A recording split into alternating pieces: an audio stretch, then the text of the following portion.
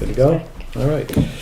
Welcome to the Monday, April 2026 Tufton Borough Board of Selectmen's meeting. Would you please join me in the Pledge of Allegiance? I pledge allegiance to the flag of the United States of America and to the republic for which it stands, one nation, under God, indivisible, with liberty and justice for all. Thank you. All right. First thing is I'd like to welcome Steve Brinzer as our new board of our new selectman. Steve's filling in for Dave Dauphiné for the remainder of his term, and I don't know, maybe if it goes well, you'll run. Thank you, Bob. Public input. Salute. Up in Borough Corner. That's kind of a follow up. You had suggested that I talk to Jamie about the ICE program. Yeah. And I was going to reach out to him, but before I could, he reached out to me and said he had watched the video and was available to talk. So I went and talked to him and to Tom, and that was very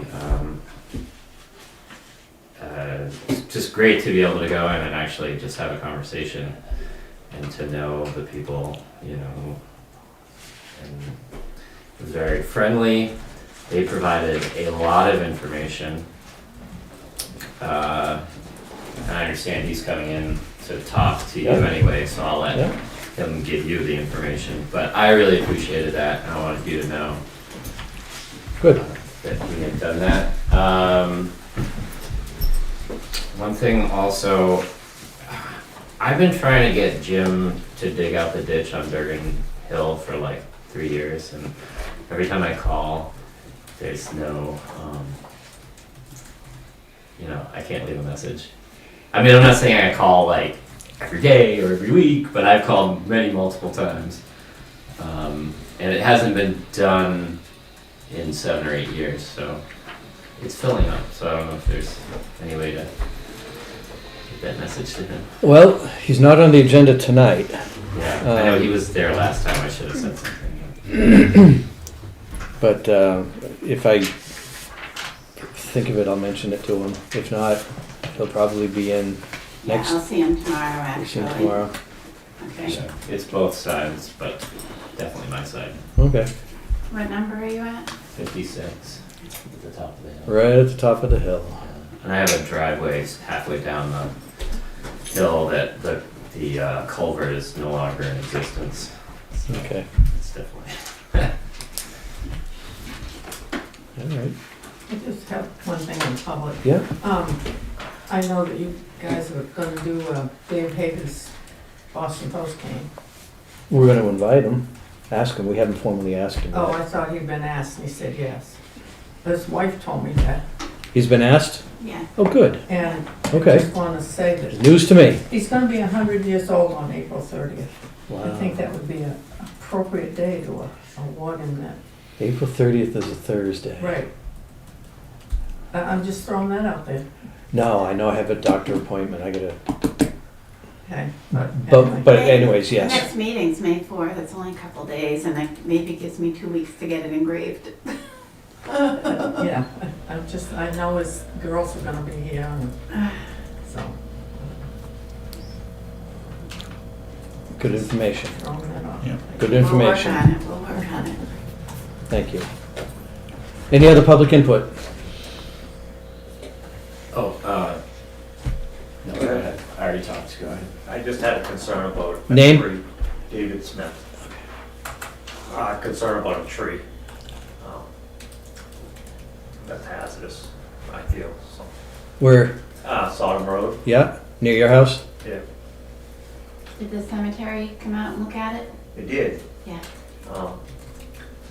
And the co-op came and looked at it, and they took a picture, but it's not the tree I'm talking about, so.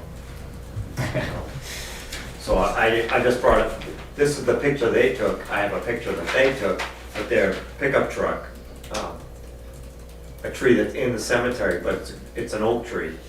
And that's not, I'm talking about a great big white pine tree, and there's a couple of pictures of it here with an explanation, so. All right. We'll pass that along to whoever it needs to go to, whether that goes to the road agent or is it in the cemetery? It is. And it's on the edge of the road.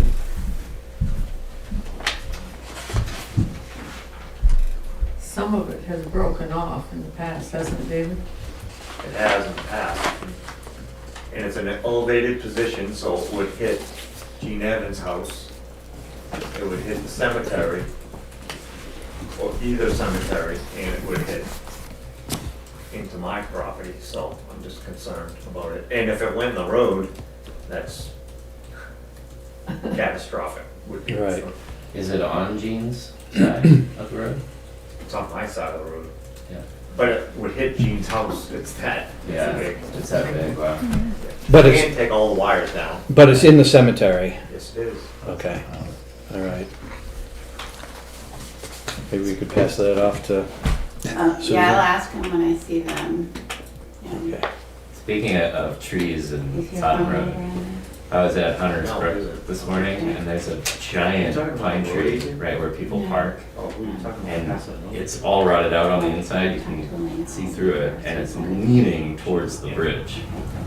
And how many stupid people park there? I know, not many. It's a private property. I'm sorry, I couldn't hear Sorry. the location of the tree. Hunter's Short Trail Shot Trail. entrance. Thank you. I call it Hunter's Brook. Is that It's not on, it's not in a easement or anything, is it? No, it's like 20 It's- feet away from the road, but it would definitely land on the road and take up the bridge. Okay. You have to talk to the landowner. Okay. All right, any other public input? All right, seeing none, we'll move on to the approval of the minutes.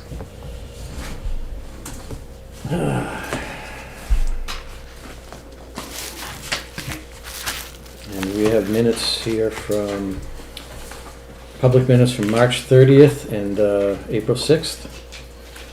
I've had a chance to read these, you've had a chance to read these. I'm going to make a motion that we approve the minutes for March 30th and April 6th as presented. And I second. Okay, all those in favor? Aye.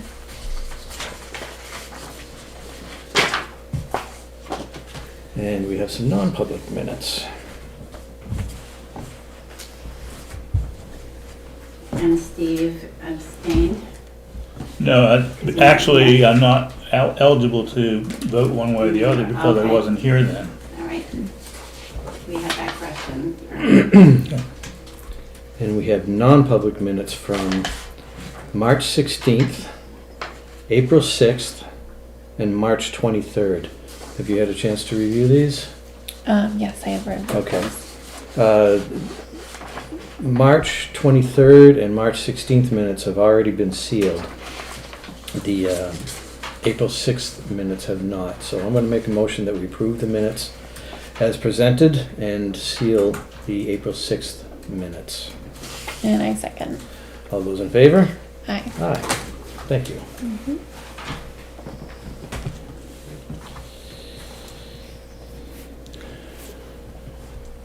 And let's see. Code officer is not here. Tax collector. It's that time of year where I have some properties that I could deed for non-payment of 3 years of taxes. These are the people that Thank you. delinquent. Chances are they'll all pay because they're basically the same people every year.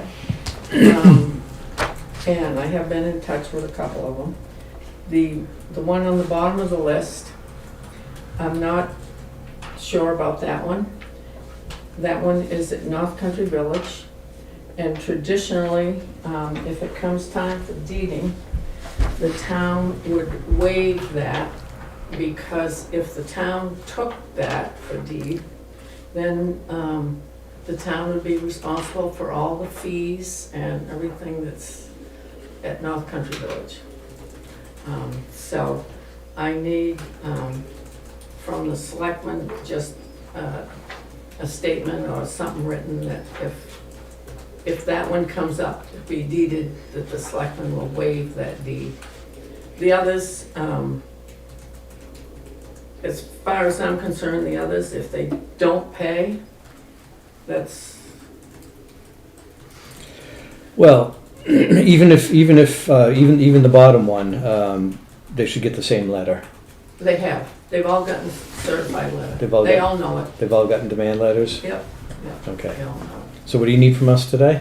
Basically, just something in writing that, if this one on the bottom doesn't pay, Mm-hmm. the selectmen would waive that deed. So you want me to draft something for the next meeting? I think we already have language written, because we Yeah. did this last year. Right. For somebody else. So- And we got out, that property. Same language. Wait, I have it. Oh, you have it? I have a You have a copy. copy? Okay. So, So you guys understand what, I do. okay, Yes. Yeah. all right. Then I'll make a motion that we draft a letter with said language. yeah, okay, because May 6th is the date that I will deed if I don't get their money. Okay, anybody want a second? Second. They all know that. All those in favor? Aye. Okay. Okay. One other question I have, and probably Audrey could answer it. Are we gonna get audited, hopefully? Yes, When? the 2025 audit we're going to be talking about today, but the 2024 audit is done. I don't know which Right. one you're asking about. Well, 2025. Okay. Yeah, we're going to be talking about that today. Sooner the better. Yeah, I agree. Usually they get done by March before town meeting. agree. And it hasn't been done yet. But we had a couple of bids here that completely blew us away. So have you put a bid out for next year? So that this doesn't happen next year? It's a 3-year bid. Yeah, Okay. that's right, it's a 3-year contract. Okay, because that bothers me that we haven't been audited. Yeah, no, we after we opened these 2 bids on election day up there, the last day that we had a board of selectmen. So it's just fallen between the cracks because I was the only selectman for a couple of days. Okay, so it's gonna get done. Yeah, absolutely, Okay, and we're gonna be, because we're probably gonna be, Department of Revenue can come in and do it. yeah, we're probably gonna be awarding it tonight. Okay. Good. No, not tonight, we're gonna be, You're how much can I say? Reject these bids and then we're gonna get a couple other bids Okay, for you to look at next time. okay, so the next, So it's The next still two- ongoing. Yeah. it is ongoing, we have to reject these because they're just so much money. It's not budgeted for, it's a crazy amount of We money. budgeted for approximately 12,000 and we put it out to bid and it came in at 60,000. For 3 years. Yeah, No, a Each year, per year. year. yeah, There Both of was some these. increase in there too per year. Yeah. crazy, so we have to reject these tonight, Because the DRA will come in and do it. I'm sure, Yeah, I'm sure. and that's okay with me Well, if it gets done. not okay with I us. don't like this dragging on with open books. Never, in all my years as tax collector, I've never had this No, happen. this is a work in progress, and I anticipate in 2 weeks we'll be awarding it.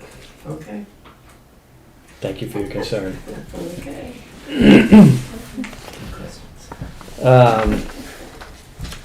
Did you want me to mention that, the policy today?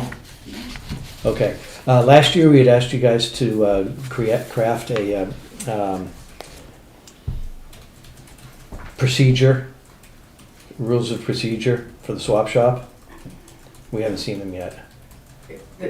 We've had a draft, we've had policies, we've had all that stuff since we started the swap shop. It's in a notebook. Has it, I don't, It didn't go to the selectmen hasn't come to last us. year. You asked for it by June 12th of last year. You asked for a new policy, I think. We have all that stuff. I'll go get the notebook right now, and give it to you. okay. Look at all that stuff. Because we didn't even open that swap shop until we had all that. No, that's fine. It's just, it's all about liability. We have to have a procedure in place. if anybody gets Okay. hurt and yada, yada, yada. Yeah, So- we do, and they all have to sign a release, and Okay, I have all those releases and everything. okay, good. Well, if it's in there, we need to see it and the selectmen need to adopt it. That's all. I think they did. It's good for them to be up to date. According to minutes Yeah. from when we started this, I got all the minutes in that book too, everything's in there. Okay, How many years ago? 5, maybe? all right. Not a problem. You'll look at it for us, Yeah, make sure it's up to date. She'll It is. share it with us. Okay, good. Thank you. That is all. Thank you.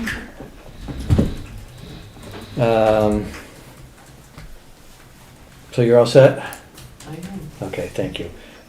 Police station update.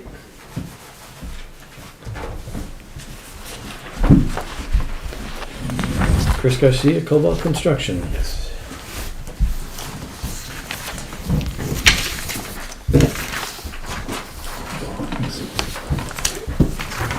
Thank you.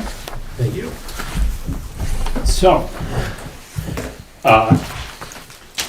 everything is going very good at the police department and is very exciting to have the momentum we do inside.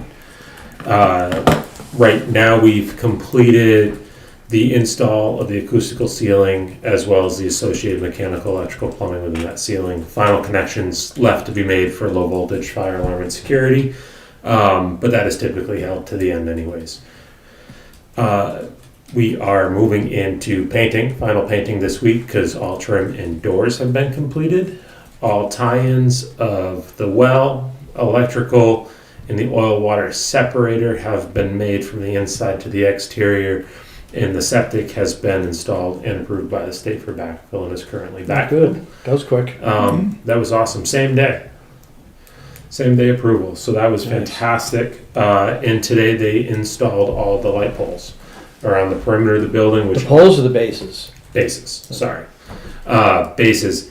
And they ran the additional conduits out towards the sign and what could be the future flagpole. Work will continue to bring up and properly grade the exterior and the back of the site with suitable fill and establish that drainage, swale, and retention pond in the rear of the building when we paint inside for the next 2 weeks. And then from there, we'll move into floor and final finishes. Excellent. Excellent. And what is in front of you guys is from JC Signs. Mhm. Jerome did the sign out front for the town offices, utilizing that as a basis of design. We slightly changed it to go full PVC minus pressure treated posts on the inside to do a sign for the Tufton Borough Police Department. That is non-lighted, which is just like that's down there. We're simply running a conduit there so it could be pulled in the future should somebody want to light it. So what I would look for tonight is if we can get approval to engage Jerome to start that process. He'll fabricate it in the shop and we will install on his behalf in the field. Okay. What are we doing with the sign that's out front here? Because it's no longer going to be the police department. It's just going to be the town offices. Well, that's a great question. Your job Is is it- expanded. Is it vinyl lettering on top of paint? Does anybody know?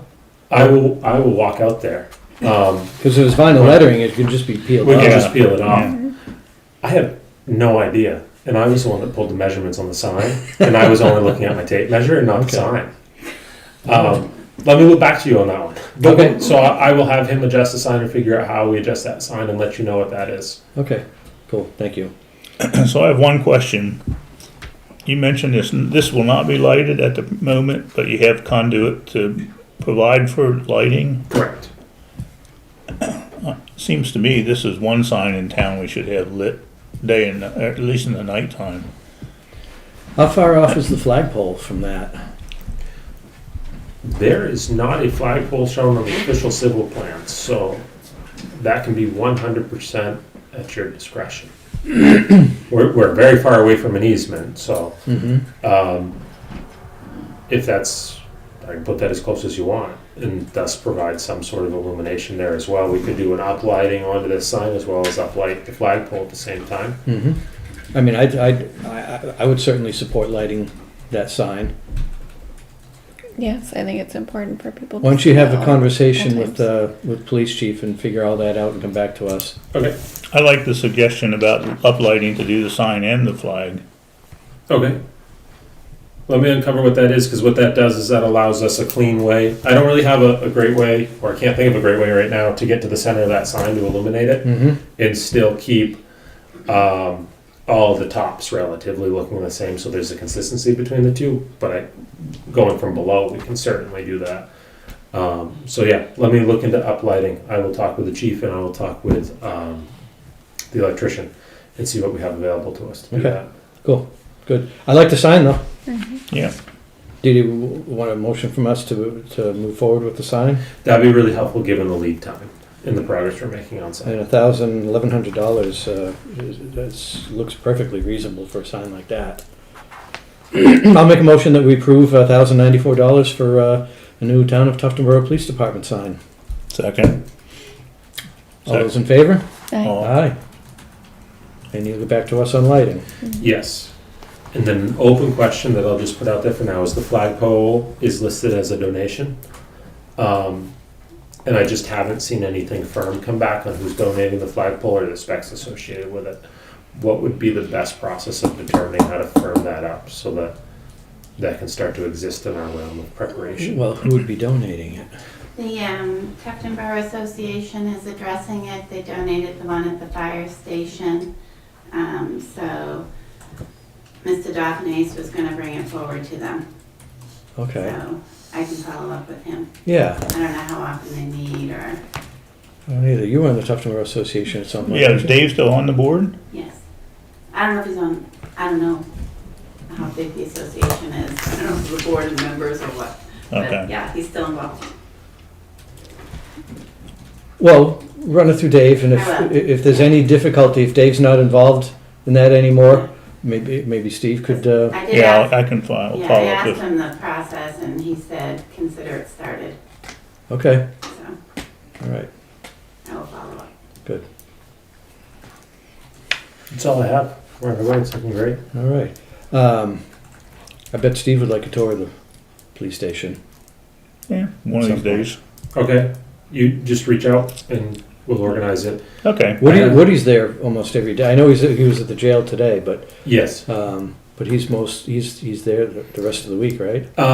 He may back off just because it's painting, so he'll just check in with those guys and then have them move. Nate Howard, who's doing the site work, is extremely responsive on the phone if he has an issue. And this week is so much grading, we were gonna back off and then reconvene when we get more folks on site, and it's worth the labor input. But I can make anything work. Okay. You have a phone number? I can just, Oh yeah, use mine. should have a card. 603 603 781 781 5442. 5442. Okay. And yeah, just reach out. We'll get you a big tour of it. Okay. Sounds good. Has everything been sorted out with the door locking, with the key fobs and everything, and that Yes, from the all, last walkthrough? yeah, all the key Thank you. fobs have been cut in to the places that need key fobs, and then all locking cylinders are locking on what is now the correct sides. Great. So yeah, we should have no more issues. There will be a keying item at the end of this to key to the town standard, but that would be the only thing that's left open. All right. So we're starting to see daylight at the end of the tunnel, and we haven't given you a specific deadline that we want, only because I don't believe in arbitrary deadlines. But do you have an anticipated time that you think we may be finished and ready to start thinking about moving in? Not quite yet. I had a monkey wrench thrown in this morning where the carpet is, or the vinyl tile going down the hallways is not coming in on the day that we anticipated. Heckman's is returning with an updated shipping date. When I know that, I will 100% know. Okay. But yes, we are very close. I do have a slight concern with Bubba's schedule in Mhm. regards to opening camps versus when, and that'll be the last thing that I need to work out with him. Because he really is. Everyone else made great strides. You know, we were able to get boilers set up for radiant heat and stuff in the mechanical room. We were able to continue with electrical. All that stuff happens really well. He's 100% reliant on flooring going in order to install toilets, showers. Yeah. Like, eye wash stations, everything. He's is- probably got a week's worth of work left. Yeah, and it's just juggling it. Like when we contracted with him, he had those day outlines on times that he opens 100-something houses as one individual. And I'm worried that we're going to start getting close to that timeline when we need him. So I just need to overlay that with when we would need him and see what that impact is. We haven't hit that schedule yet, right? We have not. Or is he already into? I know I've already been getting phone calls. Oh, I'm sure. He's into it to some degree. He did stop by, so he took a vacation and came back. The vacation did him very good. He looked much better upon his return. So he is back, and he stopped by on Friday last week. I want to say it was Friday last week. Met with Woody, walked through, made sure everything was kosher to what finish was. We had access hatches in where he had ball valves, and then he was taking off to continue to open up camp. So it is actively rolling through. And he had no major concerns where we were at. Okay. And we've sustained the detention room toilet, that whole stainless steel ordeal. That was on back order, and that arrived while he was gone on vacation. So that obstacle is now behind us. Everything is actually contained and owned by us within the state of New Hampshire now. Good. All right. We're close. Thank you. Thank you. It's looking great. Appreciate that. Thank you. Well, it's probably worth saying while Chris is still here that you're still running about $200,000 less than your budget. Excellent. Good news. That'll allow I us have to. that to hand out That'll allow later, us to but- light up a sign on the flagpole, won't it? Yes, it will. Good. Thank you. All right. Fire update, Chief. Fire chief. I see, Fire Chief. Yep.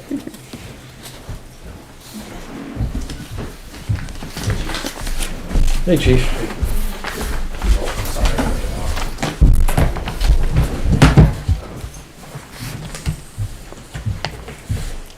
They were in your packet.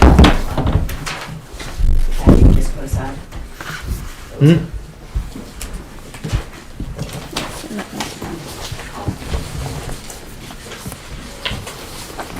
Thank you. Do you have them in there? Yes.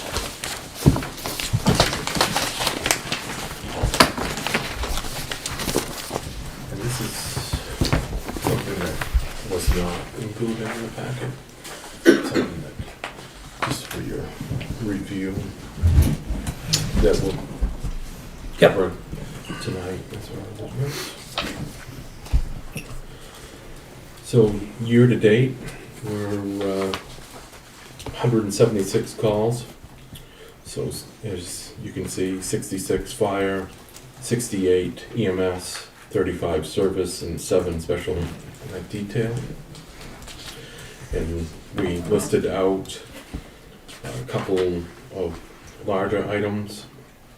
One item that was not on the list was for 4/17/26, 12:23 a.m., 61 Durgan Road, Center Tuftonboro, New Hampshire, house struck by lightning. Engine 2, Engine 1, Car 1, 5 personnel operated at the scene. Molten Borough was released on arrival at the scene. Stewart's ambulance remained in quarters. With this home, it was It's right near you. Yeah, Yeah. two of my neighbors lost water as a result of, as far as well was. yeah. And I'm amazed because I didn't so far, but, yeah. You have the one down on your side of it. Where was the other one? some pictures. Across from you. 61 is across from me. The house sustained some substantial damage as far as blowing out a wall. Holy moly. A vehicle was fried as far as the electrical system. Is that the in greatest? yard. Yes. Yeah. Wow. With that, obviously they're gonna be going through and having to replace their electrical system and further upgrades as far as with that and the damage that was inside. And it wasn't, it was hard to tell because the one wall was blown out from both sides. Wiring down in the basement where it looks like that it came in through a light wire from the outside because there was a trench that was probably about 6 feet long by 2 feet wide, and it looked like someone had taken an excavator and dug that out, and then right into the house. And obviously it went from there. There was damage to all 3 wires as far as out on the pole. So there was a lot of power that went through that house and then out as far as it goes. Did it backfeed and do any damage to the street transformer or anything? It did? Yes. Wow. They replaced that. The cable, the front of the cable wires were, as far as they have a box, it was blown off into the roadway. And, furthermore, I'm not sure exactly until you hear from other neighbors and stuff. I'm not sure exactly how much further damage that was done. My wife said it was the loudest back thunder she'd ever heard in her entire life. That was impressive. Yeah. For the different calls we've been on for lightning strikes, Yeah. you typically see the chase from where it initiated to where it hounded through the house, but not the explosion through both sides of a wall, a flat tire and damage to a vehicle that Right. wasn't even in the structure. And And then you hear the multiple neighbors Yeah. surrounding that Right. lost wells and other damage. And the wiring, the wiring where it came in was not just, it didn't just come in on it. It blew the wiring apart. There was no wiring left in the boxes whatsoever. It just disintegrated. So I was sound asleep. I think. Vaporized it. Yeah. Yep.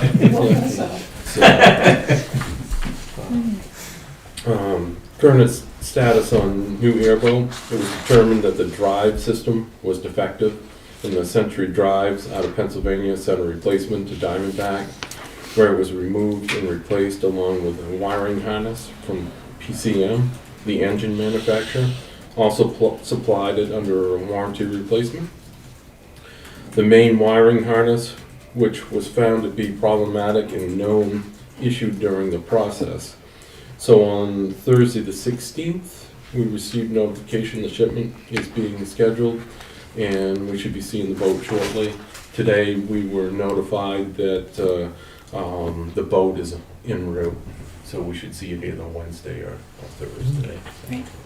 Strange though, if it was a known issue during installation. So just to give more definition to that. Right. Once we found our problem with the drive belt and we started investigating things, we happened to get a check engine light at the same time.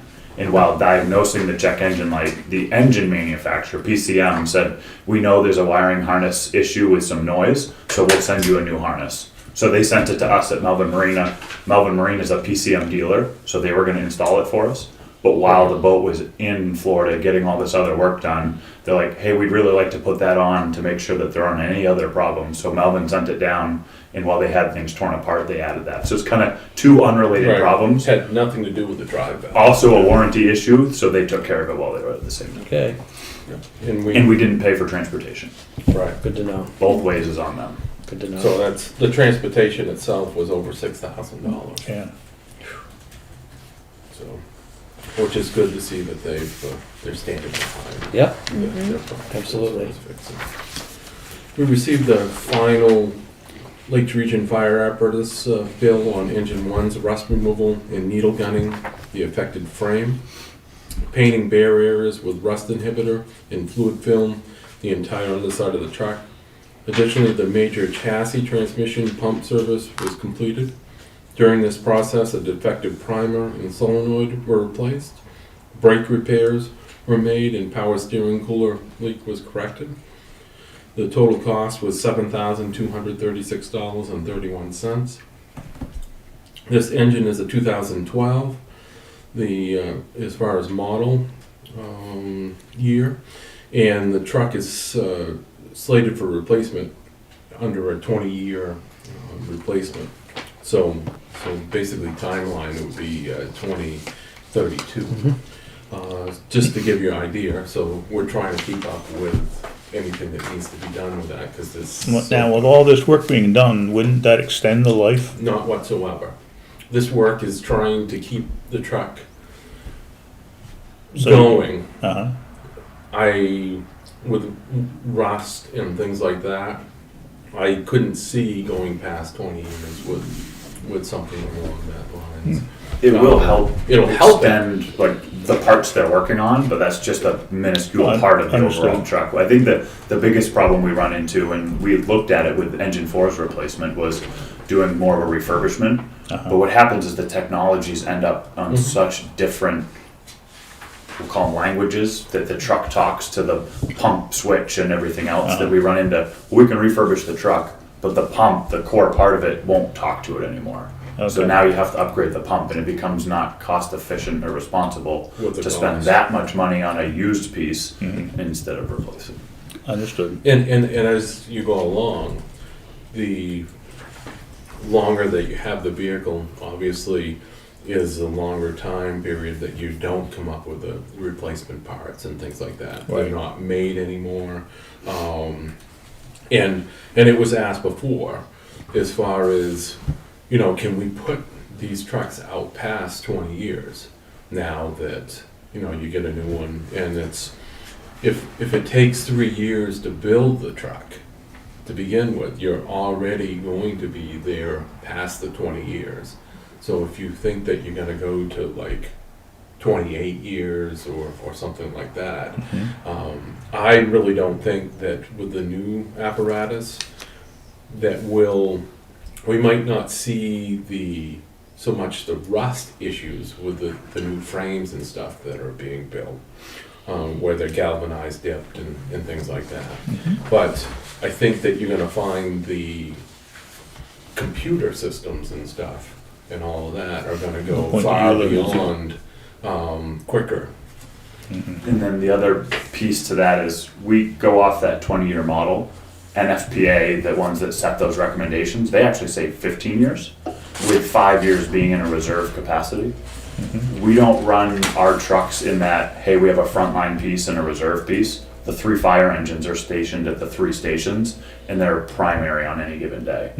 We understand and we allow for the fact that, yes, they're primary on any given day, but they're not running out the door 6 times a day. Right. So, all right, let's say that they're running in inline primary position, but we'll make that the 20-year life. And then, just like engine 4, it's coming up on it came and went on its 20 years, and we're now 2 years past that, and we still haven't gotten the replacement. So as to the chief spoke, it's still gonna be a 23-year piece by the time we get the I replacement. understand. So, along that lines, engine 4 had its complete chassis service, pump service for Lake Region Fire, and total was $4,239.43. So obviously, work that needs to be done with the apparatus costs a certain amount of money. You have labor that goes along with it, the parts that go along with it. As the vehicle gets older, obviously, stuff is not under warranty. Not that warranties are that long as far as trucks wise and stuff like that. But things get expensive quick on the bigger pieces of apparatus. Even the smaller trucks, the stuff is fairly expensive as far as it goes. And we obviously budget a certain amount going off of whatever we, when they go through the apparatus, we ask them to look from top to bottom, are we gonna face anything in the next year as far as issues? And they'll let you know anything specific as far as that you might be looking at, that something's gonna go. But it's hard sometimes because some bigger ticket items just go without, any warning. Car 1 went to Hilltop Chevy in Somersworth for emergency brake and parking brake service light activation. Work was covered under the manufacturer's warranty, so there's a prime example. That's a 2024, and we're having issues with the parking brake as far as and it did indeed go back because the light came on again. Again, it was covered under warranty. But you never know. With newer vehicles, it's something that you're going to face, especially as they're more and more computerized. Rescue One re-chassis process has begun, and we are working with Lakes Region Fire and Alexis Fire Equipment to align the next phases. Alexis reported 120 to 150 calendar day lead time on the chassis arrival, and that would be the chassis arrival to the factory. And then once the chassis arrives, it would be another 120 days to complete the work. So another 120 days to take the current vehicle that we have here, Put get on it to the factory, and switch over the back onto the new chassis. So you're not gonna have this back till Christmas. It'll be probably lucky if that's. And that's the time to get the chassis and then the time to do the work. We don't know if they can schedule the work the day they get the chassis either. So there might be a down period of, well, they have the chassis, but they have to wait for an opening in the schedule. Then they'll notify us and then we'll get ours out there within 2 days. So we're not gonna send ours out there to sit until they're ready for actually starting that work. Okay. But yeah, we may not see it until. And in the downtime, we may explore using engine 4 to run in that buffer capacity where we already own it, depending on when the other engine comes in to supplement that piece being out of service. But that's Until it's something there, we don't know until we get the other truck. Do you remember how we worded that warrant article? If it's, if the money's gonna expire at the end of the year, or if it'll carry over? For the lease? No, for No. for the Rescue The One, chassis. the re-chassis Rescue One. No, I don't remember. I don't believe it was non-lapsing. I have it.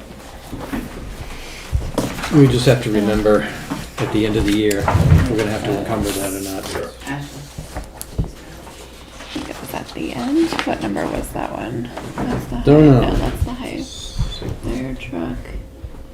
Fire engine. Rescue One.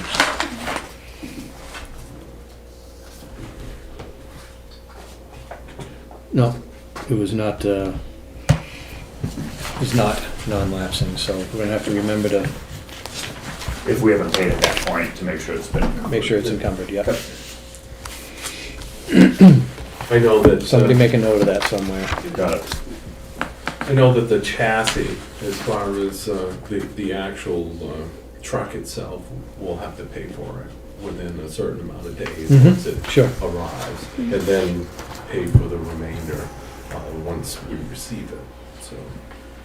Okay.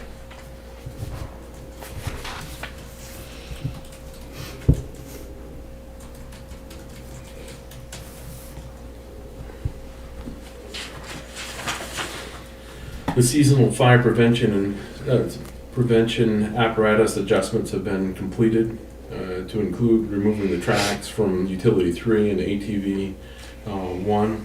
Both units have been set up for spring, summer, fall forestry and rescue operations. The forestry skid unit has been put back into utility 1 for the wildland season. Boat 1's been placed back in service and it's at Pier 19 currently. And it'll remain there obviously until winter comes again. We received the final bill for the completed work at Central Station on the boilers, piping sensor relocations, and repairing a propane leak discovered in the mechanical room. Total bill was $8,073.04 after a call to E&E's service operator manager David Lind. Lind. Yeah, there's no M. Dave Lind. Lind, Yeah. yes. The bill was reduced by $2,340, bringing the final total to $5,733.04. The boilers are operating smoothly and as designed once the repairs were completed. Good, how'd you beat him up for $2,300? It was labor. I was concerned that they had so many different people that came in, and out of all of those people, there was just one person that had finally made a decision that they needed to have the manufacturer come in and look at the units closer. And I believe that it was the manufacturer's issues to begin with Mhm. when the whole building was Going was way set up. back. Uh-huh. Going way back as far as it goes, but So you, that's not something that we could fight no, as no, far no, as no. it goes. But you were objecting, and if they sent out a different tech each time, there's a learning curve Yes. at every single one of these And visits. each that one there of them should be. had their own thoughts on what was wrong. Okay. And some things were found that were not correct with sensor placements and things like that. Mhm. But it was indeed the boards that were in the units that weren't allowing them to ramp up. That was something totally different than the brain that they replaced in unit number one. Mhm. I was thinking that, that brain operated this whole ramp up thing, but that's not the case, so I was incorrect with that. But they were willing to take away the labor because of so many different people with so many different things and not being able to solve the problem. Good. I deal with them at the county too, and they've been a good company to work Yes. with. They've been decent to deal with, Yep. but it's just the units themselves are very It's hard to, hard to deal with. they didn't do the initial install, but they've taken over our maintenance. Mhm. Right. So they had to learn and correct the deficiencies from the initial. Insurance company. And the last piece that didn't get added to the stations and apparatus and equipment was the RFP did get sent and submitted and has been posted, and it closes next Monday for the SCBA compressor. Very good. So we'll let you know once we get those back and review them and determine a direction. Okay. So obviously, in our last update, we were asked why the heating budget for the two substations was spent approximately 85%. The following were found to be contributing reasons. We started the budget process obviously in September and must estimate what will be needed for money through December 31st. Due to pressure as far as to reduce the budget, this line has been scaled back over the last couple of years, leaving little to no room for buffer, price increases, or consumption fluctuating driven by temperature trends. After reviewing the last 3 years of substation invoices, it was noted that the town has not had a contract with its current provider since 2023. Prior to that, the town went out to bid for the heating oil and roadside diesel. I have noticed after looking at the bills back to 2023 that the rate is whatever the company sets for the month. Price per gallon was $5.31 versus a low of $3.04 in 2025. These budget lines have been greatly squeezed to the point where it's no longer realistic. This demonstrates our concerns about trying to budget so close on the line and not allowing for a buffer within budget lines themselves. This isn't a case of overspending, but rather a margin we used to have and has been squeezed out. And White Mountain Oil Propane has been a great company that we've been working with.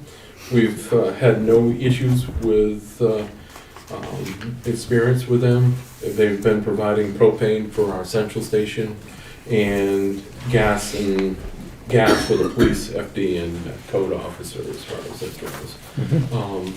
We obviously have run out of oil with our current provider as far as for the substations, however. But obviously the town office has usually gone out to bid for those different items, and we just did not look at that closely as far as once you had rose the question of, why are we at this, I asked for all of the bills as far as from camming, because they were being paid.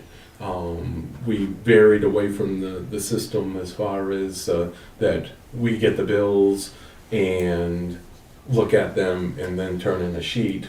Those bills were being paid, so if you didn't look at them closely, you wouldn't know that there was no contract as far as with the current provider.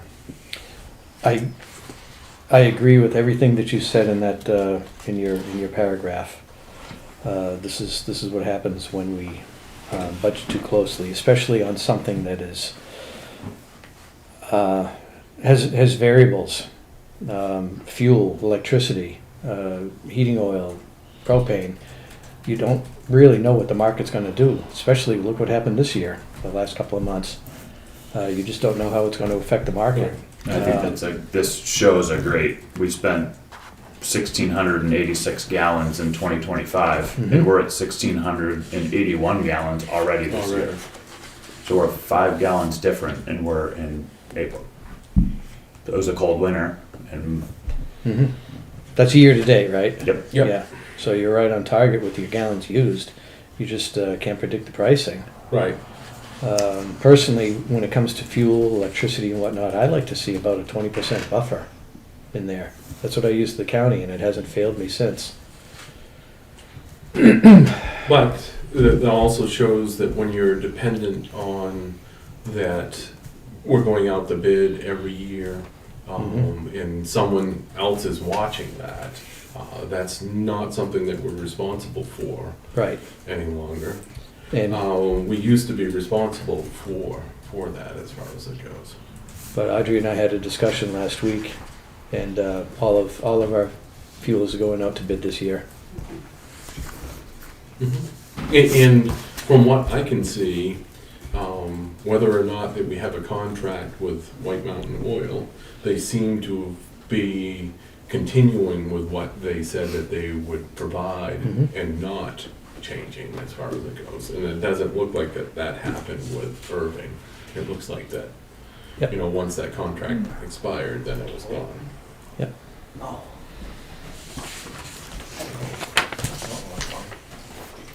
Will that bid go out for the whole, for the town office, the fire Every, station? the everything that we buy station? fuel Great. for. Yep. Heating oil, diesel, gasoline for the cruisers, Propane. propane. Transfer station, highway department uses a lot of propane. We do also with the central station. Right. Special projects, Chief Thompson was requested at the last minute to accompany Primex Contracting from, what is this? Centurisk. Around town and facilities to all the town buildings, to do a scheduled appraisal of the town properties.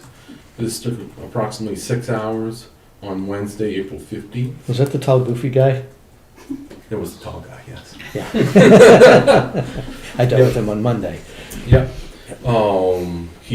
He had some other schools and stuff that he was headed to after us, but he went through each building that was on the list. There was some buildings that were still on the list that the town no longer owns the properties. So I just made sure that those got taken off for 7 Union Wharf Road was one. There's a property that was on the list from Old Woods Road, and I'm pretty sure that had been sold in the past, and things like that. And they had there were the first 3 on the list were marked Old Townhouse, even though that they had library after them and things like that. So they corrected a lot of the different stuff. But Good. Thank you for doing that. I would say that with some of the stuff that we're probably grossly uninsured with some of the things for our central station. Under? Is underinsured. Underinsured. Items in the station itself, they had it down for $236,000. This new SEBA compressor is almost $100,000 alone. So that just gives you a general idea of, that the rest of the contents in the building are worth well more of that. That's not for the fire apparatus. As far as the trucks and stuff like that, that's covered It's just general equipment. That's covered under automobile, general Mhm. equipment as far as it goes. But I'm thinking that you may see a change as far as insurance wise. Now that they've come, the last time they were here was 2019.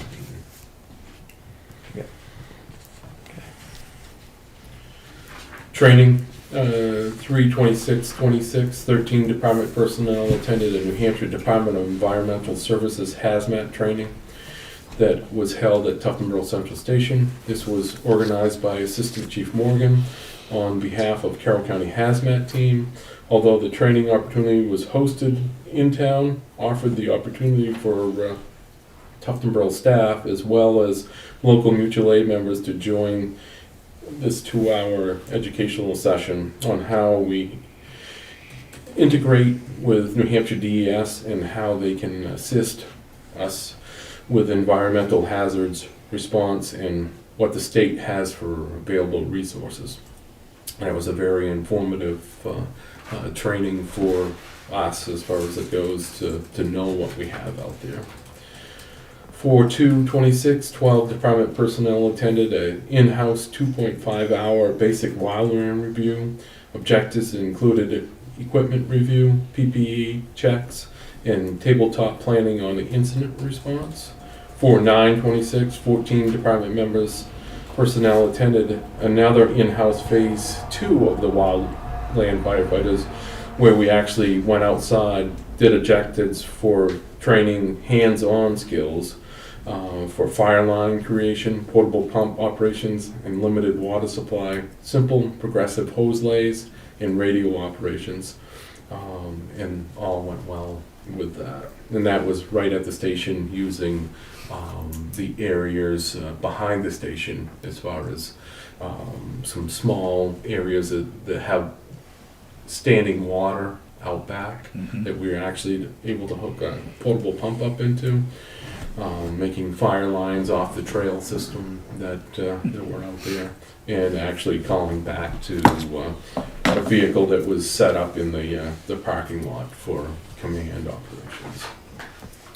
In 4/14/26, 3 members attended the Quad Town training in Moultonboro for advanced hose line and engine operations. This was part of part 2 of a 3-part series, and the assistant chief has been going to those particular trainings, the last 2 that was held there. And if you have any questions about that, you can answer those.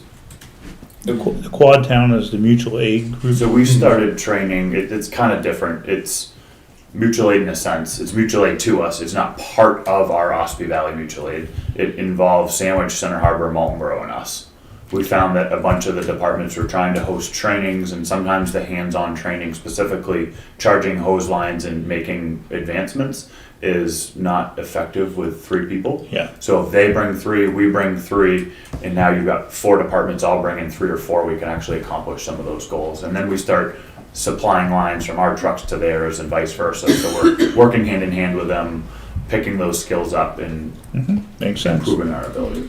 And it used to be Moultonboro, Center Harbor, and Sandwich, and they invited us into the whole process. And it's just a matter of people getting more training than we have in the past. Good. So. And the night we submitted this, so another one that didn't make this, Thursday night, we went to Freedom to learn on solar emergencies, whether energy stored in batteries or solar PV kind of systems.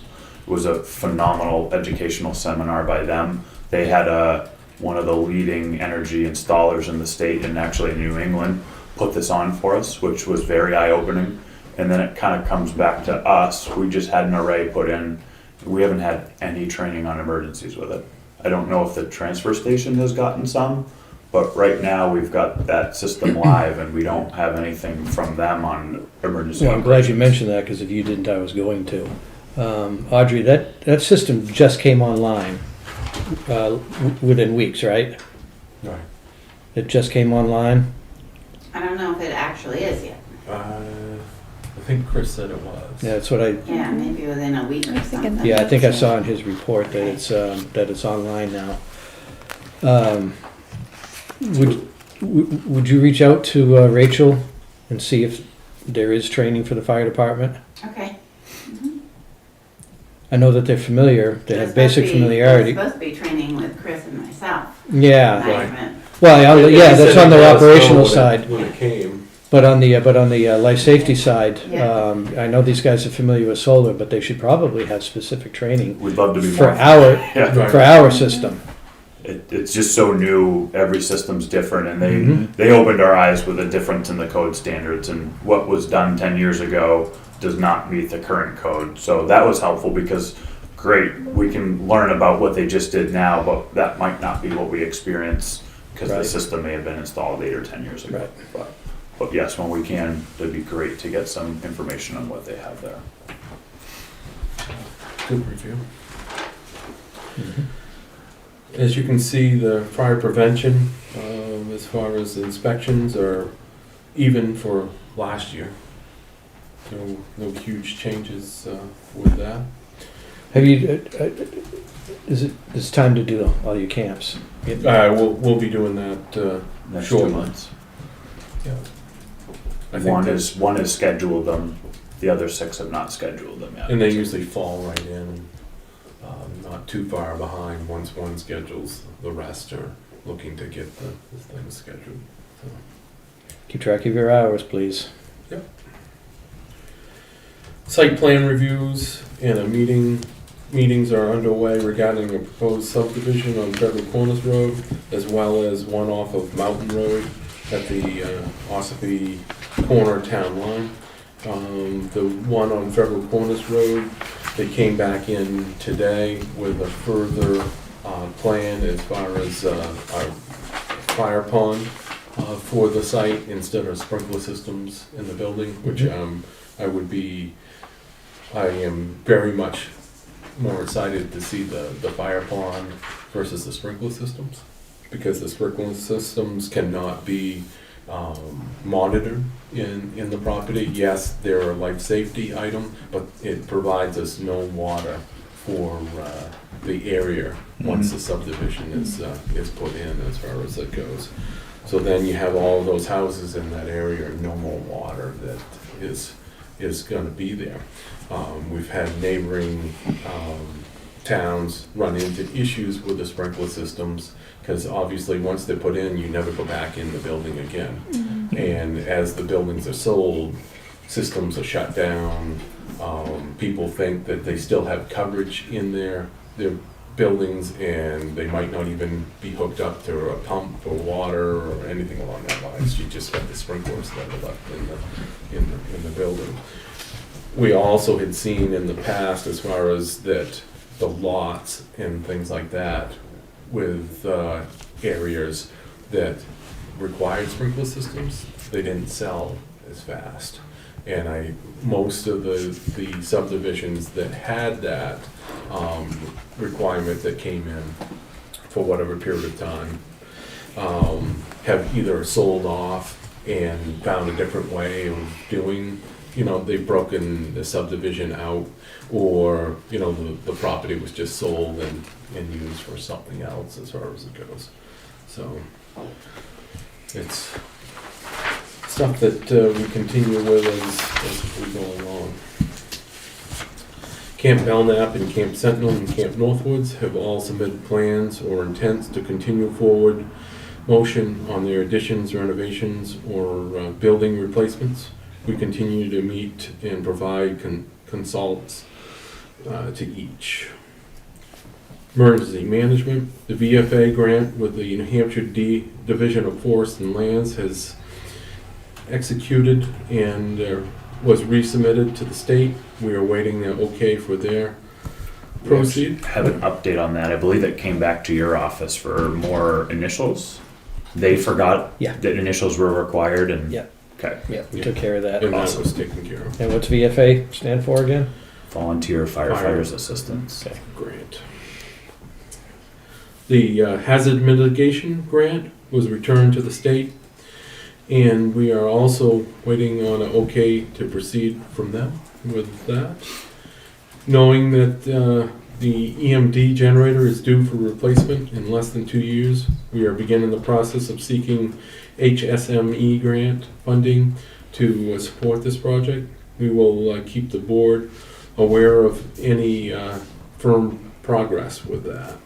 This is the big Honda generator on the This wheels. this The is Olympian. the Olympian generator as far as the big yellow Trailer unit that mounted is trailer mounted. Is that the one that we used to park at the school? Yep, That Yeah, is like the one. 20 That years is the ago? one. Yep, Yep. still have it. still have it. Looking to Still in replace the it. process. Okay. We had been working with the school, and the Governor Wentworth board as far as to be able to put a permanently mounted one in instead of having to move it back and forth.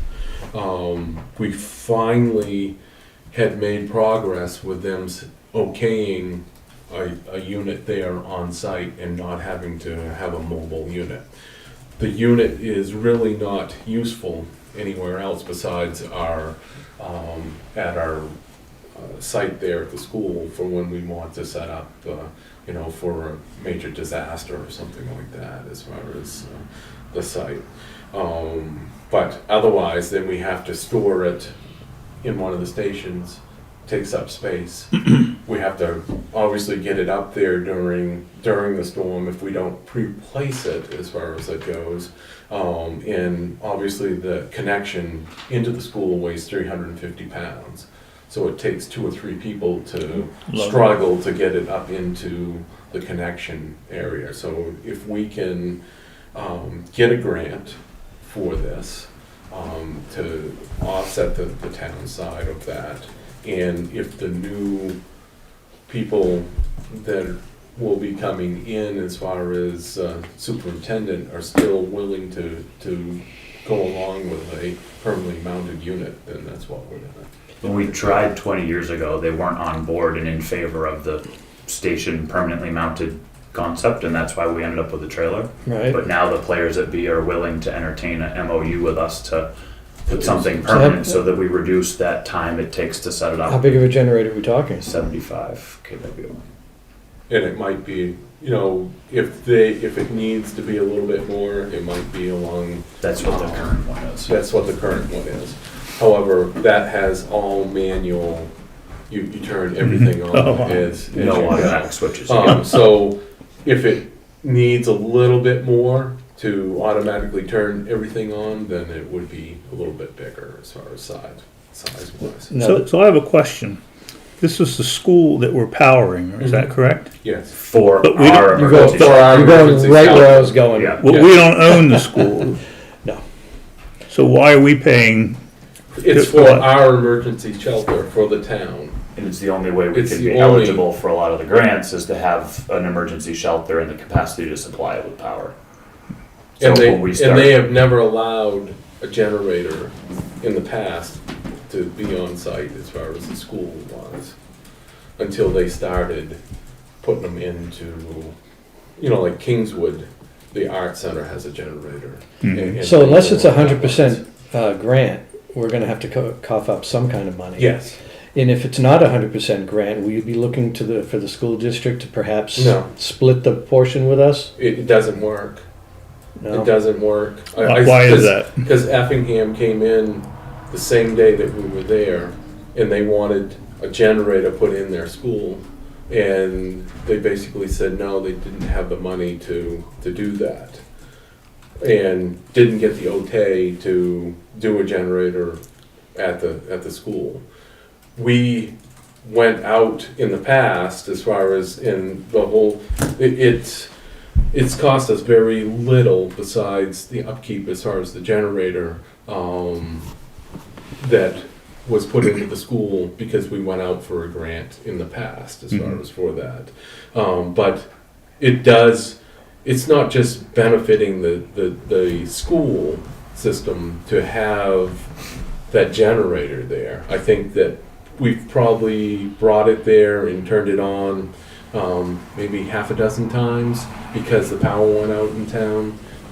So they basically don't need the generator there to operate the school, because if countywide the power goes out, then the kids are getting out of school type of deal. Yeah. The only way that you're affected is that, Tufton Borough loses power in just Tufton Borough, then the kids have to leave early. That way, we've been contacted a couple times, and hey, can you bring the generator up to keep the kids in school? Which, no issues as far as it goes. But their gymnasium is our designated shelter if anything happens in town. And they've been more willing to work with us to allow that to happen. But you need to have emergency power and all the different things that are required to have that emergency shelter in place. And there's no other place in town that's big enough to house people and that has what they have there at the school to be able, if you need to cook, you can cook. The only thing that it doesn't have is a place to take a shower.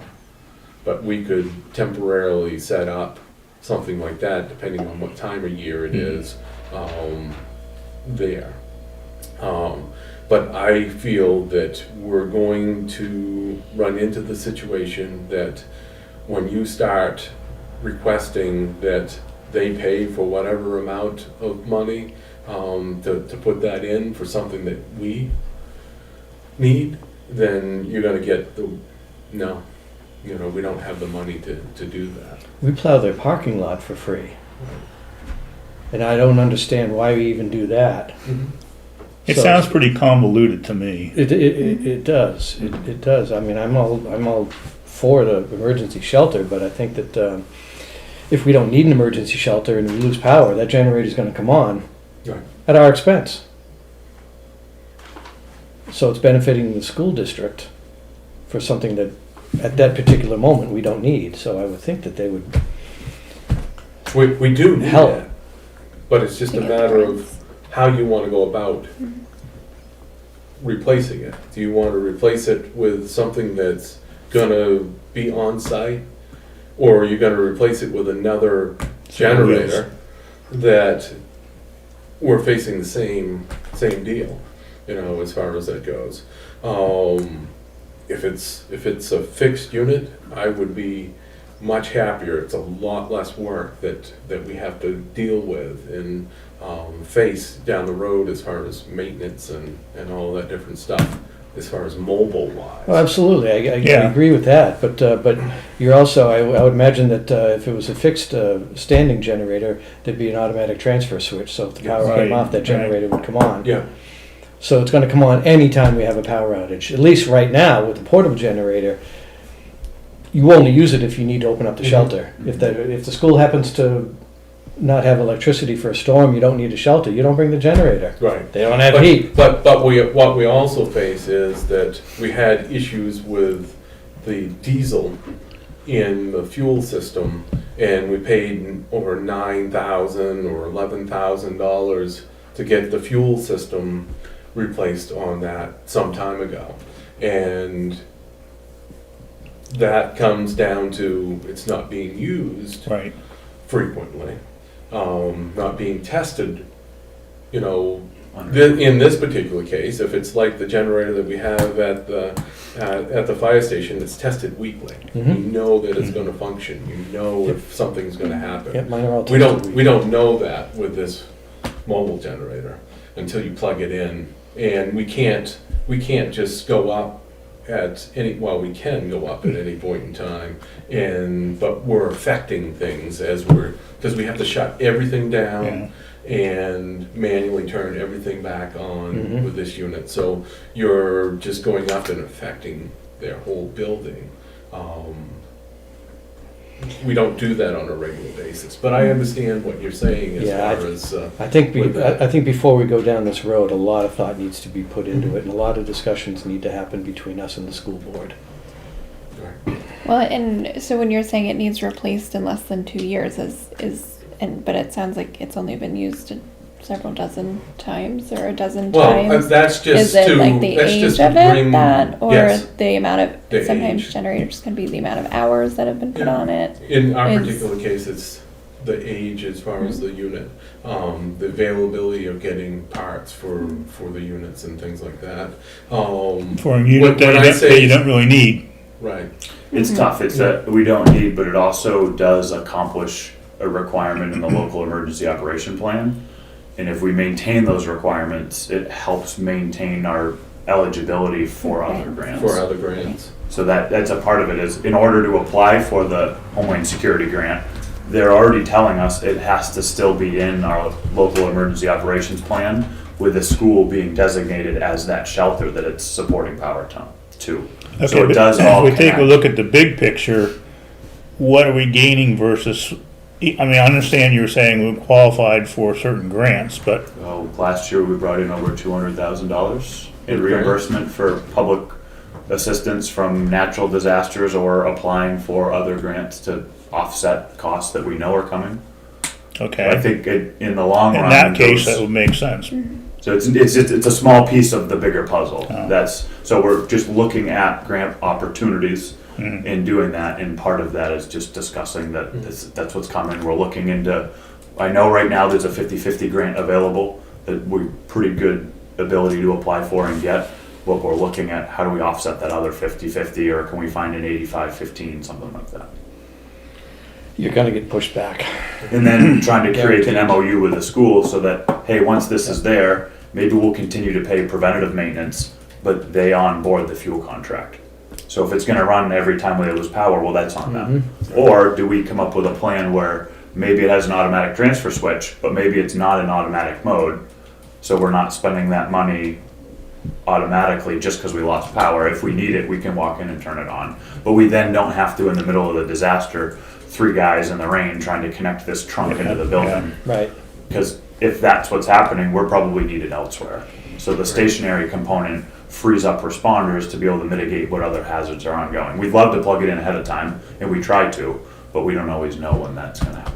And I think that the town would be very short-sighted if we're continuing the saga from 20 years ago or whatever of, you know, this is gonna cost money, you know, no, we're not gonna do this, type of thing. That's come back to bite us. But we'll definitely continue to look at grant funding opportunities and create and maintain that relationship with the school board to find out really what agreement we can come to terms on before we pull that trigger. Because I do think it's a shared piece of equipment. As much as Sure. we want it Yes. for our emergency shelter, ideally, there's a component to them that provides benefit. And I know it's kind of unrelated, it's mostly unrelated, but maybe in your discussions with the school board, see if you can find out why we plow their parking lot for Just free. stop plowing it. Somebody will start. I know, but I want This is to, how we always did it. Right, that's, just because we always did it that way, doesn't mean that it's the, I always thought we The right owned way. it, that's why we, no, we don't own the parking lot, we own the field. And we plow the parking lot for free, and nobody knows why. There was some agreement that was made a long time ago. I've got people asking, and I don't know the answer. That's not Adam's problem. No, it's not, but like I said, if they're talking, hey, do you know why? and the last piece that didn't make it to this update is that packet you have from the Department of Safety in front of you right there. That's Yeah. just acknowledgement that the Category Z part of the projects from the 2023 storm reimbursements from public assistance from FEMA has been obligated, and we should see a check for the $1,898 here soon. Good. and So and that that's for when the you guys get it, you the know what it paperwork is that- allocated to. At the time, Captain Pike went through and managed from it's July 9th Not to like- July 17th, according to the paperwork, 2023. That storm that happened at that point in time. That's That the gives you one. an idea of how much paperwork is Yeah. involved. And that was in just the storm. percentage offset from what we already contributed essentially. And That's for Sod Road. 3 years later, we're getting Yeah. Yeah, better than nothing, I guess. Yep. And with engine 4's replacement on its way, they're telling us June, July, we still don't know specifically when yet. We're looking into the sale of the current engine and going out to bid. We're interacting with a new vendor called Shop Garage, and it's more of a third-party vendor to try to sell used fire apparatus, specifically fire apparatus. The vendor we spoke to 3 years ago thought that we could get $25,000 for the engine. These guys think we can get closer to 65 or 75. They take 10% off the top, but there's no cost if we post it and then choose to pull it. So if we post it on Municibid or locally with silent bids and we don't hit our threshold, we can leave it with them. Or if we do hit our threshold, we can pull it from their site, no cost, no harm, no foul. So they also do a lot of sales ahead of time and create a contract. Hey, somebody out there wants that truck. When that's available, we want it, kind of thing. So if we can align something for a price that we're comfortable with, we're looking to start getting some feelers out there to see if we can get Good. what we're looking for. Good. Which is the engine that you're gonna hold on to until that rescue one is done? That's the same one. That's the one? Yeah. Okay. So we're just trying to find out a little bit closer. So it likely won't be sold until next year. Or end of this year. End of this year. Not knowing how that rescue process is gonna pay through. If we get to July or August and they tell us that Still a that's, month out. then we may look at liquidating it sooner to try to make the most bang for a buck out of the sale, but we'll keep you informed as we Okay. go.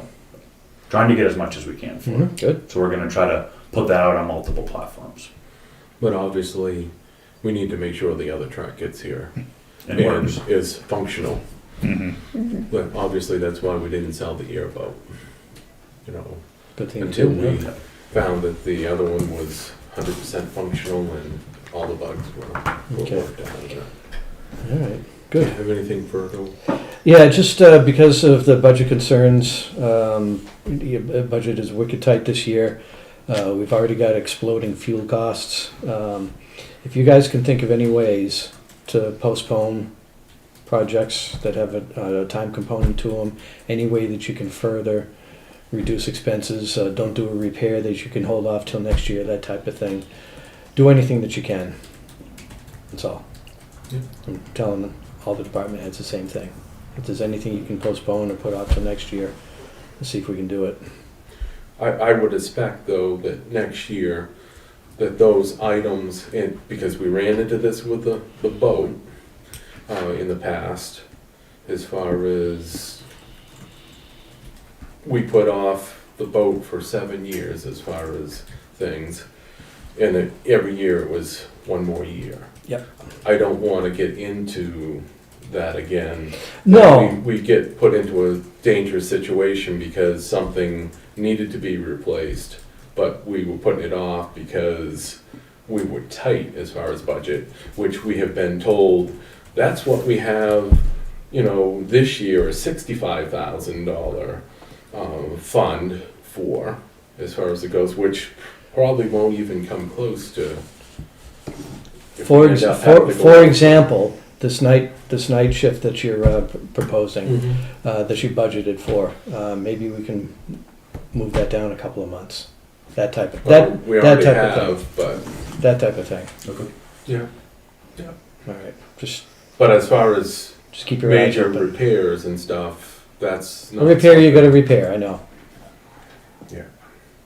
But yes, I can go along with the. But if you get a dent in a fender or something like Right. that, that might not need to be fixed this year. Right. Okay. Mm-hmm. Super. Do you guys have anything else? I don't.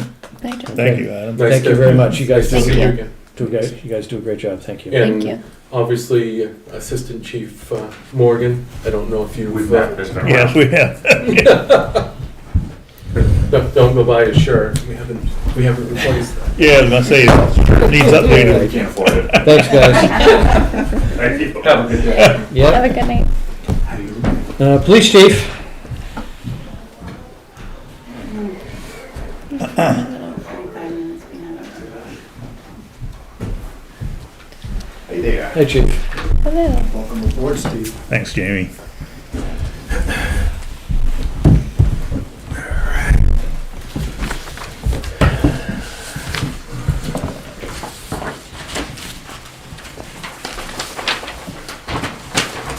Right, as far as stats go, we had 3 call-outs for the month of March, welfare check, and assist other agency, which was a paperwork service.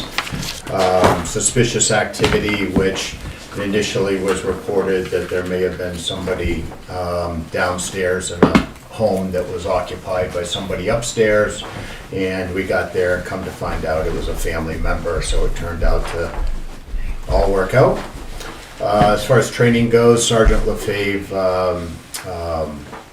did the cybersecurity training that Lakes Region Computer has us do every year, or all employees should be doing every year to reduce liability.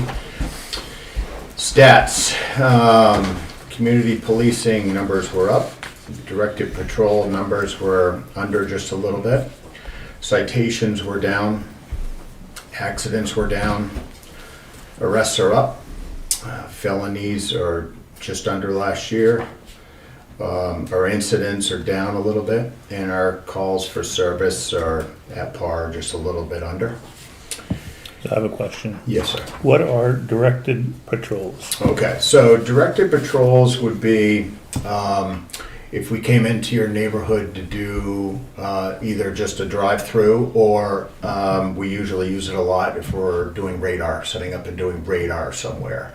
So directed patrols would be something suspicious in the area, then we make it a point to try to get a cruiser in the area to saturate the area, or radar. So those would be the two main concerns for that. Community policing would be anything from doing something with Parks and Rec to being at the school, a kid drop off as well as pickup. We do that from a community policing standpoint, and we separate those two stats. So you guys are aware of some of the things that we're doing in the community. Okay, thanks. Okay.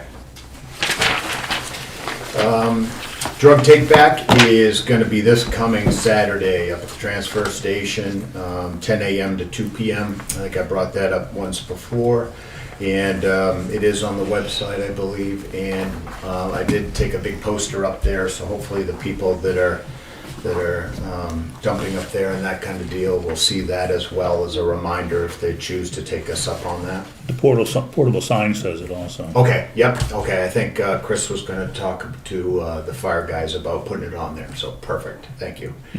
Update on a big case that Officer Emerson's been working on. We had a case a while back, came in as last year. Somebody was looking for some work to get their tractor up and operational. Somebody showed up from Facebook. They turned around and gave this individual a deposit for the repair and parts, and the person never showed up. When we started looking into this individual, we found out that they had warrants for their arrest out of Belknap County, Dover, and Rochester. When we started putting feelers out around town, we located, I believe, 3 other victims in town last year. For some reason, they either didn't report it or they felt it was a civil issue.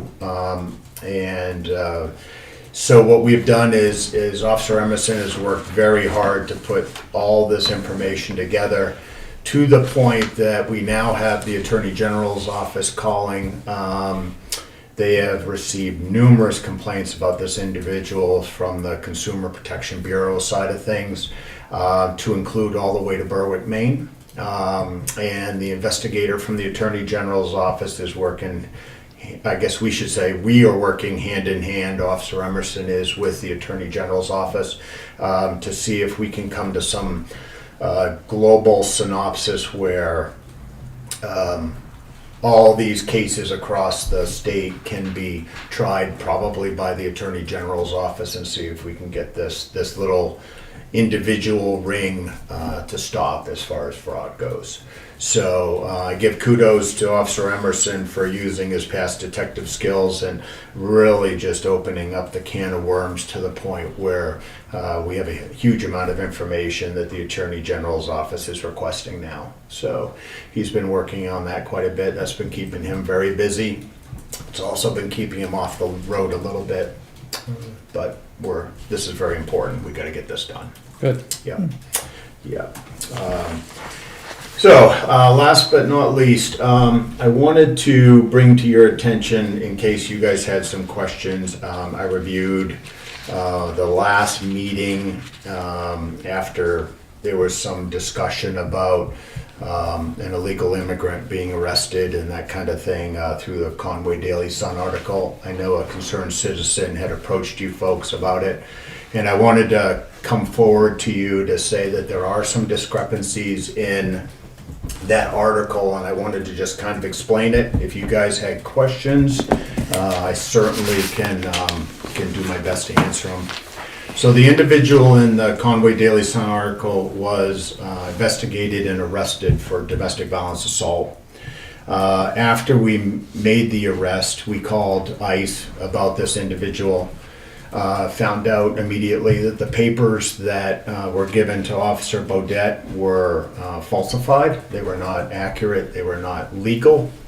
And ICE at that point in time told Officer Bodette that this was a person that was a person of interest in a homicide in El Salvador.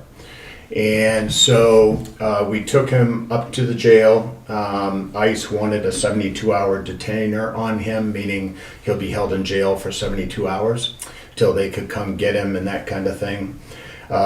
They do operate with the fact that they want our local charges disposed of first. They don't necessarily really want to come in and rip somebody out of the equation and leaving us empty-handed. So the following day, Sergeant Lefebvre did speak to ICE again. We were trying to get stuff going to give this individual over to ICE. We found out that the Carroll County Jail at the time, which was last year, did not have a contract to house federal inmates. So they released him as they would do anybody that was arrested for a domestic violence crime. And when the individual left the jail, the first thing he did was call the person that was the victim in our case to say, I need a ride, and violated not only bail, but a protective order. OSPI PD arrested him, and because of the violation, they were able to ask for pretrial confinement, meaning that they will be in jail pending court. During that process, I worked hand in hand with the county attorney's office, who prosecutes domestic violence cases for Tufton Borough. They do that for all of Carroll County for the most part, so that's nothing nothing abnormal. And I told her, quite frankly, if the issue is going to be is we have to protect the citizens of Tufton Borough, if we need to drop our charge so that ICE can come get this individual and remove them from the state or the country, I think we need to do that. They worked on a negotiated plea. For disorderly conduct instead of a domestic violence charge. In that plea, the OSPI charges were dropped. And the individual was ordered by the judge on our charge, not only for a fine and sentencing, but also to remove himself from the state of New Hampshire within 24 hours. At that point in time, OSPI PD, because they are in a agreement with ICE, was able to transport the individual to Stratford County Sheriff's Department, who has a contract for federal inmates. With that being said, ICE did pick the individual up. My understanding, although they don't follow up with us a lot, is the fact that I think he ended up going to Boston to go through the immigration court process. So there were some points that I wanted to just kind of bring up to you guys. Is the fact that there's a difference in being a person of interest and being wanted for a crime. I can only speak for what my agency was given for information. I will not speak for what other agencies were given or what they stated, because I don't want to get into a political scuffle with them. I think that there was a question that came up with a concerned citizen as to whether Tufton Borough should enter into an agreement with ICE or not. And I guess I'm here to kind of open that dialogue to see if that's something you're interested in. As a side note, there's 210 law enforcement agencies in this state. 14 of them are contracted with ICE. That's it. State police, 4 sheriff's departments, and 9 local and city agencies. Out of those 9 local agencies, 3 of them have had situations at their last town meeting where there's been a petition warrant article that has gone through the town, and it was requested or voted on by the town at town meeting that the police do not help or become involved with ICE. That happened with Ossipee. I believe it happened with Gorham, but I'm not sure about the other town, which is Carroll, New Hampshire, as to what their disposition is. In any case, that vote in a town meeting is not binding. The police chief can certainly stay in his agreements. And quite frankly, right, wrong, or indifferent, other than the political fallout from it, he's the one that calls the shots on whether there's an agreement with ICE or not. So I wanted to bring those things up to you folks just because I wanted to make sure that the air was cleared. Nobody really came to us to ask where was Tufton Borough's involvement in this Conway Daily Sun article. I'm okay with that. But on the flip side, I'm sure that there were questions that were out there when people started to talk amongst themselves. So, Well, fortunately, we would all think that in a little town, sleepy town like Tufton Borough, we wouldn't have an ICE issue. But we did. we did. We did. How do you feel about making having an agreement under 287G? I guess a couple points before I answer your question, Bob. Senate Bill 62 was just passed the end of 2025, effective date January 1st of this year, that says jails will house ICE detainees for 48 hours. So that fixed that problem that we had.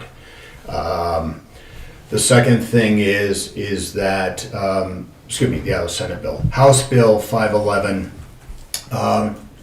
that just went into effect in January of this year says police officers cannot question the citizenship of anybody unless it is subsequent to a crime or an arrest. So that's what happened in our case, is the fact that we made the arrest, we made the inquiry with the appropriate federal agency. They were on board with us. They were ready to deal with it.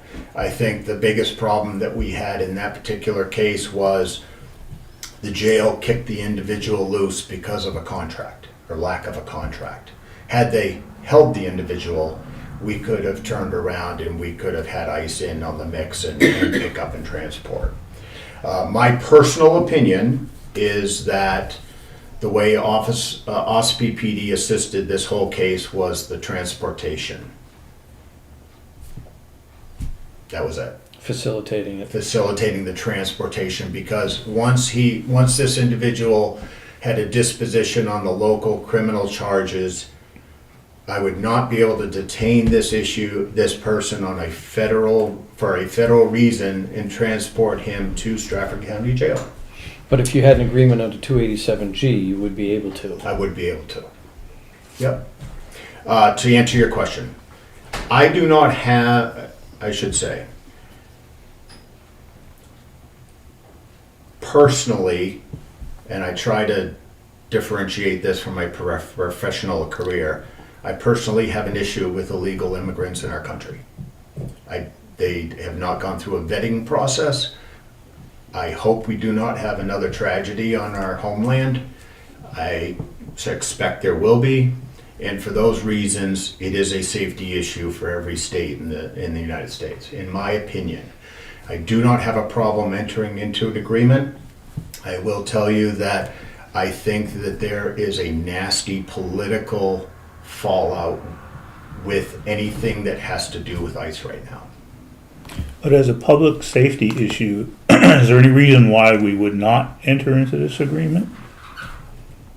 public safety issue there, you know, they hold their own. If officers go to training to facilitate helping ICE, in a sense that it's not like we're going out on warrant checks and busting in doors, nothing like that. It's just an issue of we can inquire citizenship and have ICE in our back pocket and be more proactive in the issue without having to have any arrest first, right? That's where we're at. I don't see any fallback or any negative with entering into an agreement. They pay for training. If we are, they do allow the opportunity to reach out for grants. I know Carol received some ungodly amount, $120,000, I believe, in grants because of this contract to assist them. I think they ended up buying vehicles, but I'm not sure. So I can't say that there is a negative from a safety standpoint. Okay. I look at it as simply supporting fellow officers. Is that kind of a reasonable way to look at it? Yes. I think Governor Ayotte has made it very clear that she would want as many law enforcement agencies enter into an agreement with ICE to protect the citizens in New Hampshire.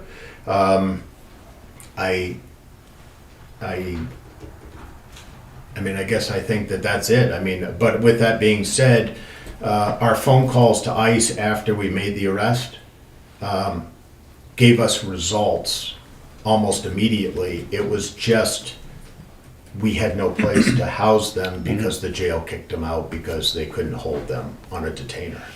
That was our biggest issue on this particular case. Okay. Will we be able to house them under the new station? No. New station is strictly just a holding cell. If it was a situation where we ran into an issue with an ICE situation that needed to be detained, we would go immediately to the county. Yeah, yeah. But the county's only good for 48 hours. So Right. Stratford County, They've got them. they got 'em. Stratford and the prison in Berlin that holds federal inmates already, I think are the two biggest ones right now. Yeah. Okay. So, how can we help? Can we offer you support, or would you like us to give you a directive? I just wanted to open up the line of communication. I think that I think protecting the citizens of Tufton Borough is my first and foremost plan here, right? I think that the side of the political aspect, will be a fallout issue. I have no problem entering into an agreement if the support is there. I just think that what will happen is, just like some of these other towns, I think we will find townspeople, some townspeople, not all, will be upset with this agreement if I do enter into it. And, you know, and please understand that the success of the police department is solely on the trust that the citizens give us, correct? Well, So- that's kind of why I'm asking if you want our support or you want a directive. If we give you a directive, that takes the heat off of you from any political pushback and puts it purely on the selectmen. But recognizing you have the option, I mean, it's really your Yeah. authority to do it. That's the, I understand. I most certainly can look into it.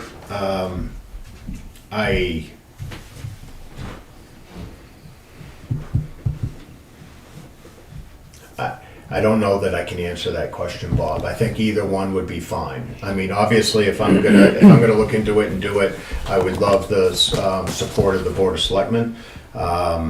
You know, if it's a situation where you guys just wanna say, hey, please look into it, then that's fine too. I'm gonna probably do it no matter what. I'm going to make a motion that we offer the chief of police the selectmen's support in pursuing whether we sign on to 287G or not. I second. Any further discussion? All those in favor? Aye. There's your support. All right, thank And you. if you want to turn it into a directive, you just ask. Okay, fair enough. That's all Fortunately, we were pretty lucky in this case that it did end up going well, where it could have turned a different way. And Right. so this is, I think we're all really fortunate that this happened the way it did. And hopefully with us being tough to bro, it wouldn't come to that. Right. But if it did, I know it would be really difficult to not have given support It happened because once. you need, It can certainly You need happen that. again. Right, right, and I think that's the big key here is that we never know what's gonna happen with domestic violence cases. Eventually, all of them are tragedies, sometimes they're bigger tragedies than others. But I will say that two things, first of all, the federal agents were absolutely outstanding and answered our call, and I can't say enough good about them. I'm glad that the state put together this issue so that the county jails have no choice but to take those detainers, because that helps out ICE to be able to get to where they need to go to take these people off the street. And third, contrary to some belief, my experience with this one case is that individual ended up in a Boston immigration court, so there is due process, no matter what you see on the news, Good. at least in our case. So, other than that, that's all I've got for you. Okay. Is there anything for me? No, that was it. No, That's thank good, you. thanks, Jamie. Okay, thank you, Yeah. appreciate it, Yep, folks. You're welcome. Have a good night. All right, you too. Transfer station, I'm gonna, can I postpone you for 10 minutes? Josh?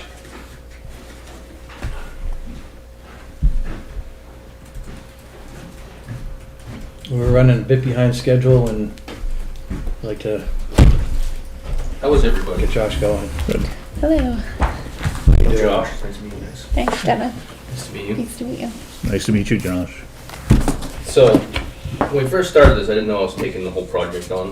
I thought I was just doing my part.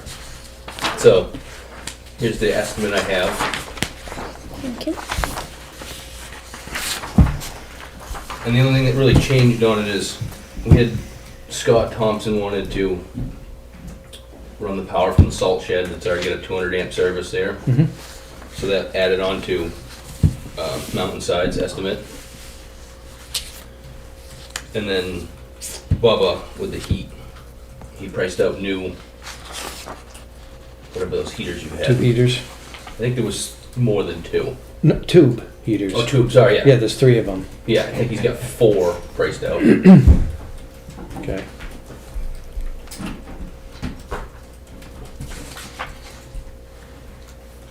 And then we have the contracting fee if I'm taking care of all of it. Yep. Jim's doing the septic system. Yep. He's already got that quoted, or Yep. already have the design, I think. Yep. And if we, first, I don't think we can decide on this tonight. We have to have a conversation with Jim, go over the budget. Yep. Make sure that we have the money, and then make a decision from there. Yep, sounds good to me. If we decide to move forward on this, when do you see yourself starting? Well, I've got a project coming up I gotta get done. It would probably be late summer. Fall going into Fall. winter. Yeah, I'll have it done before winter. Okay. So when it's time they need it. And once we start, we'll be there till it's done. Okay. All right. Excellent.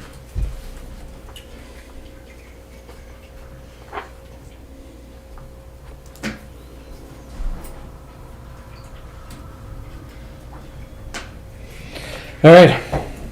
I think we can make a decision on this tonight, but this is good information. Thank you very much. Yeah, and if you guys got any questions, What is the total? Let's call it 242. It's 241,999. Quarter of a mil. you get all said and done. We started putting money away for this, so we have a piggy bank. What is this project, sorry? Rebuilding the salt shed. Not the salt shed, the highway garage. Oh, Expensive salt Because, shed. rebuilding the highway garage. Because right now they fit 2 trucks in it and the guys get stuck in the trucks because they can't get out. Right, I remember this discussion. The expendable trust fund has 256,000. Okay. All right. I want to have a conversation with Jim before we move forward on this. And he's not here tonight. Will he be here next meeting? Okay. All right. Do we have plans that go along with this at all, or just the estimate? At this We point? have a pretty much a napkin sketch is about it. It's pretty much just taking the back half off and making it the same width as the shed is now and pushing it back. I don't remember the dimensions off the top of my head. Bigger doors. Yes, one bigger door. It's, Moving the septic away from the well. yep, and the new septic away from the wells. Yes. It's a 26-foot door instead of 2 12-foot doors. Yep. And instead of looking like an airplane hangar, it's going to be a big rectangle. Correct? Yes. Okay. So it's, right now it's 39 by 15, the back section, and it's gonna be approximately 39 by 39. Okay.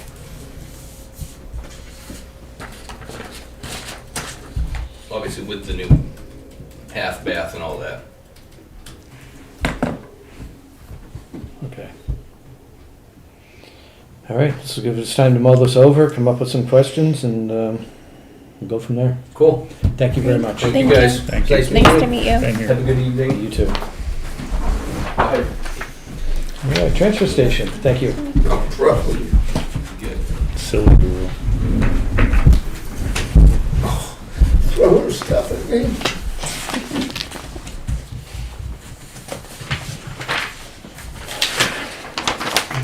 Thank you. Thank you. Okay.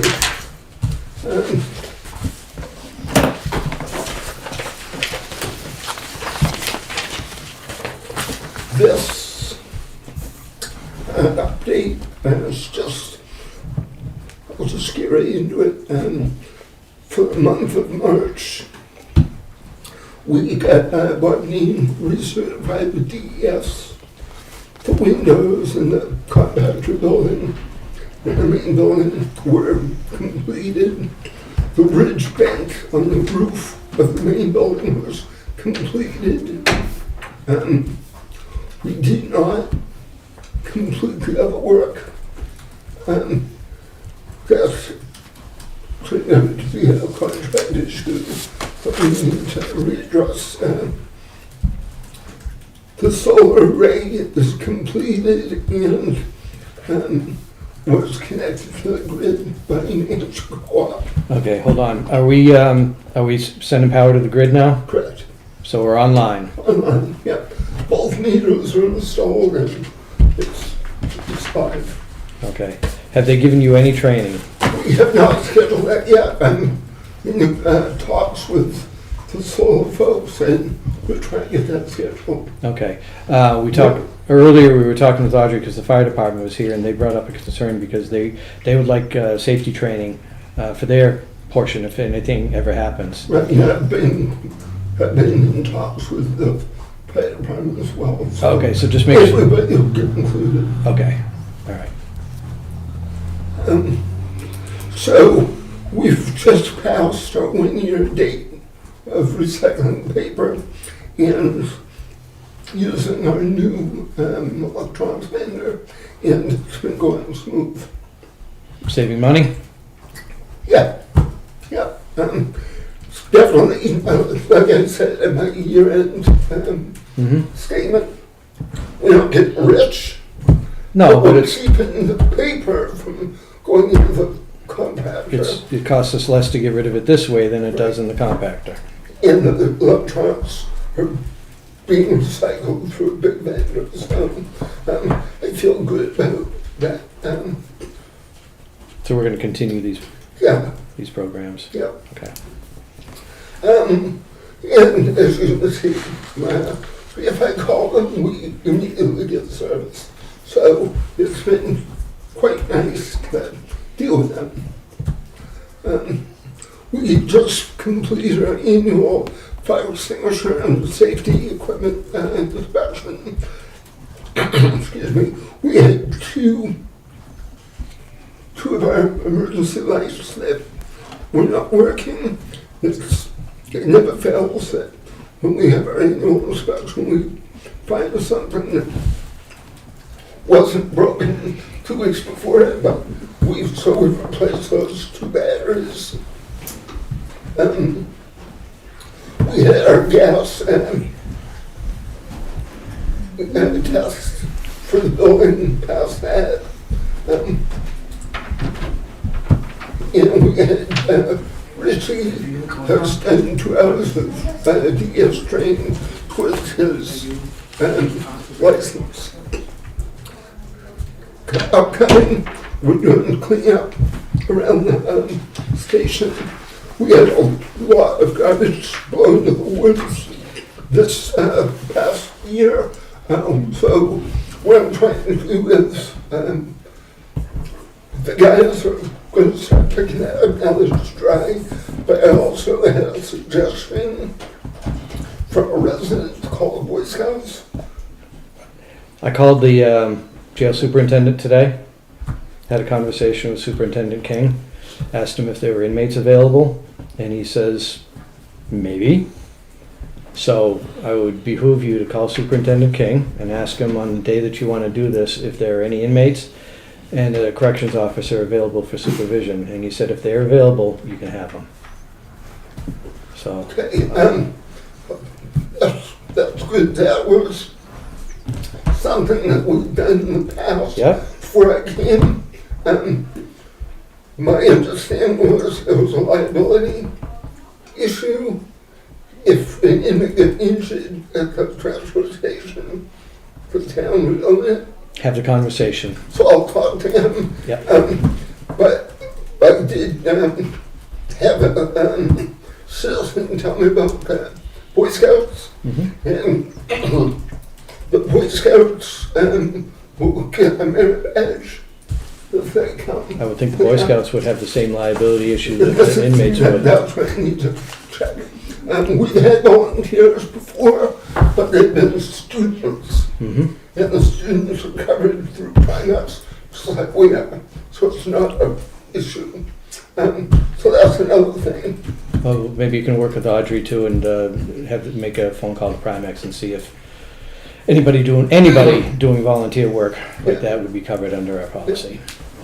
We're starting to get the trailers in for the summer trailer parking. We've got CPR training scheduled in May. We've got some training coming up in Clovis in May. We're working with the police department to get there to help them prepare for a move. The swap shop opens in May 2nd, first weekend. And then in the back, I just put down where we are right now. For the month of March, we did just shy of 90 tons of household trash. We did 40 tons of CD, 10.5 plastic, 17 tons of light iron, that's the scrap metal. We baled a little over a ton of cans and 6 tons of cardboard. Okay. When you provide these statistics in the future, I know you've done it in the past, but will you provide it with a spreadsheet that shows how much we paid to get rid of this and where we stand with the budget? Sure. Yeah. Just the way you were tracking it before. Yeah, I don't have my budget with me, but that would tell me what you're asking. Yeah. And this is, Just so we can see a running tally. this is a copy of what we've taken in for the year so far. I can. And this is not, this does not have the rate increases because we haven't had a public hearing. So the sooner we have that public hearing, the sooner we can get on track with these prices because we're still off the mark just a little bit with things like tires and appliances and things like that, but Yeah. that's a work in progress. Yeah. And I want to continue the discussion about the scale. Yep. Have you made any progress with multiple vendors? I've had 3 requests for quotes out.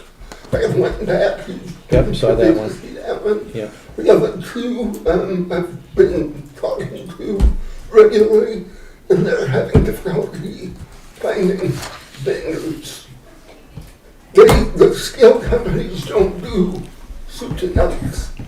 They hire out concrete contractors, they hire out electricians.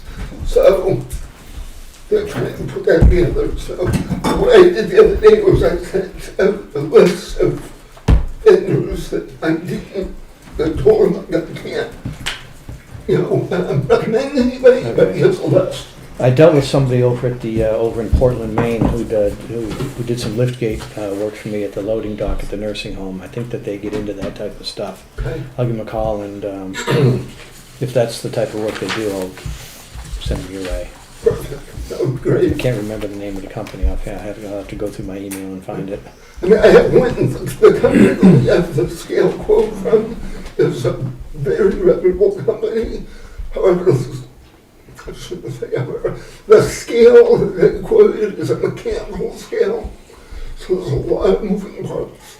The other 2 companies that are going to give us specs are load cells, so there's no moving parts. Conservation Commission? Yes. Yeah, go right through the door. So there's no moving parts, so there's much less maintenance issue, but the upfront prices.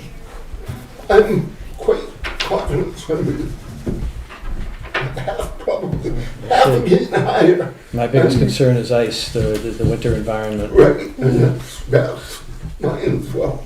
And we're in care of it if mechanical parts get rusty, what have you. So that's the CLD. Has also as is waste. We have our first meeting May 27th is a Wednesday, and we've scheduled for the pickup for August. August. Yeah. And the chief told you about drug take back day, Yep. which is this coming weekend. Yep. And we're working with him on that.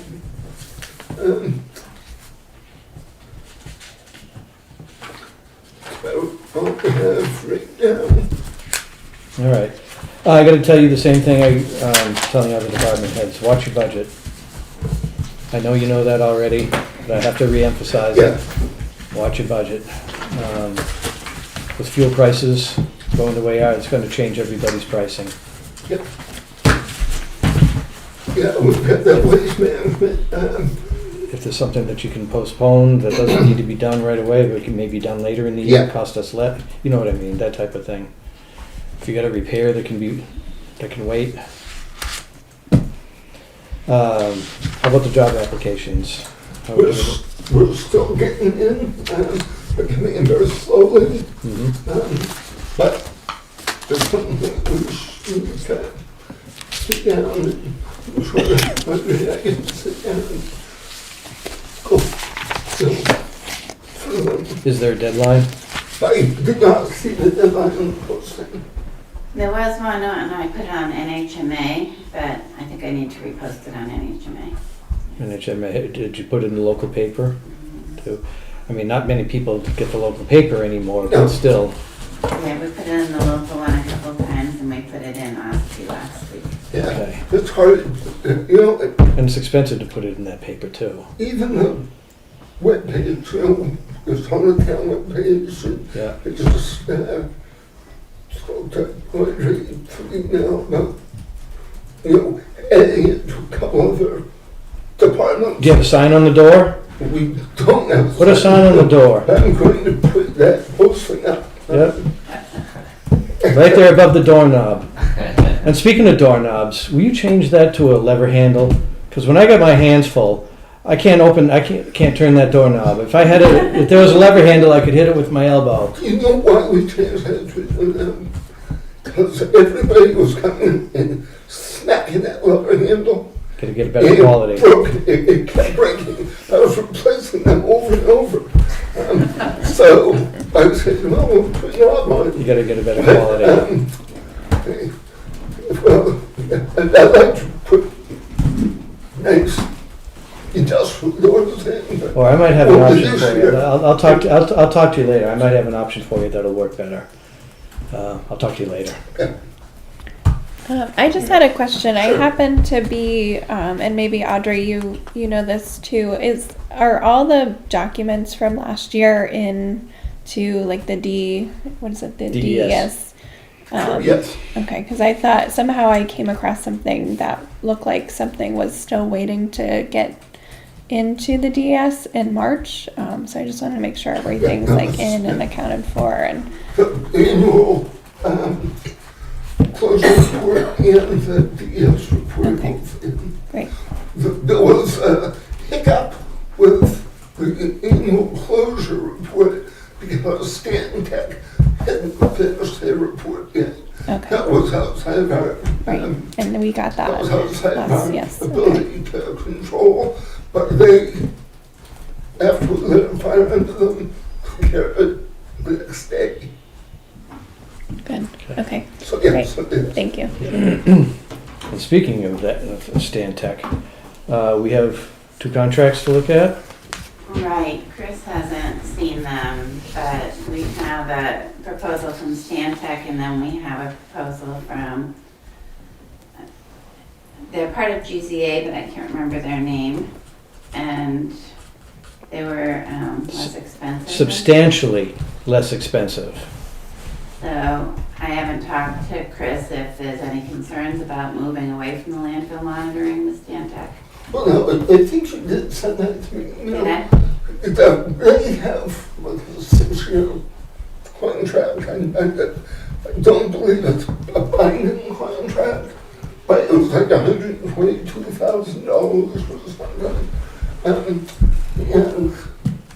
I honestly, as long as whoever's going to monitor them, the wells and give us the same service, Yeah, it doesn't matter to me who uses. I haven't had a chance to look at the full contract. I've only looked at the bottom line, but that bottom line is a substantial difference. So would you take a look at those contracts? But we See if need it the- fairly quickly because the first monitoring is supposed to happen in April. And that's one of my concerns with the existing vendor is on the 27th, we get a report for the selectmen to sign by the 31st. And you didn't have a meeting. And then I, get a proposal, oh, you'll get it by the end of the week, you'll get it by the end of the week. So we got it like Friday, and then today it's like, well, do you have it signed? Because he's supposed to sample next week. So I kind of got it the end of their deadlines being my emergency. So, Yeah, I think. So you need us to make a decision tonight? yeah, we're gonna have to decide. Okay, well then, after we're done with everybody, we're gonna have to dig into the contract then. Yeah. I think we've already paid them the first payment for this round. No, we don't have a contract. I think we paid the end of last Okay. year's. It didn't come in until after the new year, but Right. okay. All right, well, then we'll have to get into that tonight. The only thing I did mention was what we have on the ground. Right now, we've got 18,000 pounds of cardboard and 2,600 pounds of crushed beverage cans on the ground. I'm waiting to become big enough to ship it. But this year, we might end up going 6 months before we ship anything because, The cardboard's undercover, I hope. oh yeah, yeah. But the pricing is just so volatile that if we're not gonna make money, we'll hold it. And save transportation charges. Yeah, and, if I have to, I have room, I can hold 2 truckloads. So if the price goes up, I can just say, send 2 trucks. Okay. All right. Just an observation. When I was over at the transfer station this weekend, I noticed that the cardboard bales, they're rectangular. They're taller than they are wide, Yes. but they're laying down the short way, and there's room on top for more. Or there's somewhere. I forget how I saw it, but I think that there's room to stack another level on top if you just rotate the bundle. Oh, usually. See if you can stack it different. That's all. See if you can stick more in there. We put 2 in and we put 1 up, and then we put 2 in and put 1 up. Okay. But I will look and see, my memory serves, putting 3 up is tight. Right. Makes it difficult, because you have to tip it to get it off. But yeah, wherever we can do to increase the Okay. volume, Thank you. That's so all. I'm gonna wait for that contract to be good. You can wait. Sure. Certainly be part of that. Just don't let my stomach growl in fear. Do you guys have anything else for superintendent? No? Okay. All right. Moving on. Let's see. You wanna know why Sue's here? Sure. You weren't on the agenda, but, I'm here because Dave is here, okay, to talk about the tree. in case there were any questions. Have you guys already spoken? Yeah. Okay. There's a tree that's a problem. It's in a It's been separate. brought to our attention by a concerned citizen, and Right, it's on cemetery property, which kind of puts it in it's, cemetery commission's It's, purview. I don't know if it's on cemetery property or in the town right away. It's close. And Dave's concerned that if that tree goes down, it's gonna take out the power lines Mm-hmm, and close the road. mm-hmm. It's a fair Which is concern. true, if it does. The co-op has looked at it, because why should the cemetery people be worried about co-op lines, right? Co-op has looked at it, and they don't think it's an immediate problem. The tree's healthy. If it does go down, it will take out the power lines, and there may be other trees on other nearby properties that would do that too.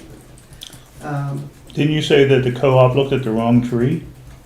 Well, they looked at, They their didn't look at- picture shows a tree in the cemetery, but it's on the other side of the tree that I was describing. Mm-hmm. That was it is an oak tree in that cemetery.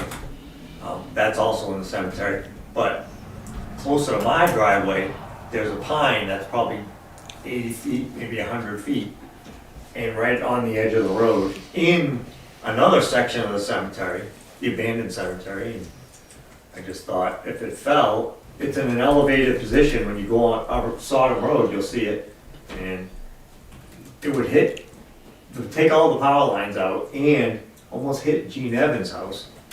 So, because it's that tall. And if it came the other way, it would destroy her parents' graves that are on my property, and just all around it would be bad. That tree fell, and I just thought I'd bring it to the selectmen's attention, and So really, whose tree is it? Right. it's in the picture. Is It's it in the picture there. right away? I think, I don't know, it's right on the edge. Right on. Easy fix. Who's gonna make that determination? Yeah, I mean, nobody's got it in their budget. So it seems to me that if we decide it needs to come down, you know, we got the highway department, and we got the selectmen, and we got the cemetery people, and the power company. You know, maybe we could all chip in. Maybe. You've got tree cutting in your budget. Highway department's got tree cutting in their budget. Right, we've already done our tree cutting. Have you spent all your money? Well, we did that last year. We don't have anything specific. I don't remember what we put in this year for tree, if anything. But we specified where it would be if we budgeted it. And it wasn't this location, so if we have the budget, if we have the money in the budget, I guess we could switch it to this. But in our opinion, that we have other trees that are more in danger of falling than this one. And this tree requires a tree service, requires a crane, it requires people in it. I mean, It's a $4,000 tree. Well, maybe at more least. than that, by the time you bring the crane, the trucks, the manpower, the knowledge. Yeah, we did that small Haley cemetery by Chris Sawyer's house, Mm-hmm. and that was like $7,000. Right. It's really expensive to get tree work done. I just wanted to bring it to attention that I would hate to see it go down, and Yeah. because either way it goes, it's bad. But there's a ribbon on it now, so if you drive on Sodom Road, Yeah. go by my house, you'll see it because you're right there next to it. Well, if it comes down and takes out the power lines, the power company will take care of it. That's the fallback position. Yeah, Yeah, So but to it's speak. gonna close the road too, I know, which I know. would be an inconvenience. I say But if that, you I dig say up- that with jest. Right. I mean, that's just was my opinion. I put a ribbon on it. I want it to be looked at, and it's been looked at. Susie come out and looked at the cemetery. All right. Co-op. There's a ribbon on it. The co-op came out, and they still don't, because it's not on the same side of the road as the lines. The 3-phase that goes by and goes into Melvin Village, but it doesn't matter because the tree will take it all out, and then yeah, that's a bad day. And they won't be able to respond because if the storm is that severe, there'll be other places. It'll be weeks before they get there. Yep. That kind of situation. It was preventative maintenance in my mind, so Okay. that's what I'm banking on. You can come look at it any time. We'll Thank go you. looking for the ribbon. The ribbon's right on it, orange ribbon, so. Yep. All right. Thank you. Thank you. Thank you. Take it under advisement. That's all we can do at this point. And it's way out of the wheelhouse of the highway department. I mean, the size of it, and Yeah. They would way hire out of it. that wheelhouse, yeah. They can get a quote and put it in next year's budget. Well, yeah, it's been there this long, but there might be something that we have to do is Well, I mean, budget for it. yeah, I mean. I certainly don't think we can just squeeze it into this year's budget. No, 'Cause there's no squeezing in this year's budget. Right, okay. Well, I just wanted to put it on the radar. Okay. Thank you. Thank you. Thank you. All right, All right, thank you. See you later. I have a chainsaw. see if I can walk now. You have a chainsaw? Yeah. Well, Yeah. come on down. I'll do it for 2,000. But it's You pine. might wanna look at the tree first. You don't I want want your it, it's insurance pine. certificate. Oh, I that's don't want Although Primus would cover that. Sounds like you guys are gonna go on for a lot longer. We're gonna be a little while. I'm giving up. All right. Good to see Have you, a good Max. night, Max. Thanks, Max. Let's see. Appointments we've done. Consent calendar.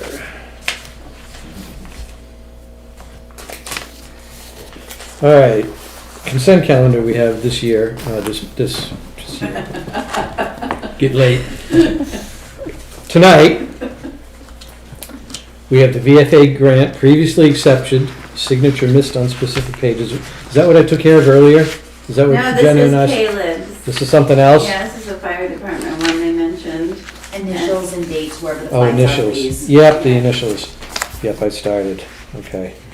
Looks like you started too, but didn't finish. It only says 3 flags. So it's just these 3 flags. You do the first one, got 2 more to do. Okay. You weren't a selectman, Steve, when we voted on that, so you don't need to initial it. Okay, just tell me when you want me to do something again. Yep, I think everything else is good. We have an abatement that's been applied for, that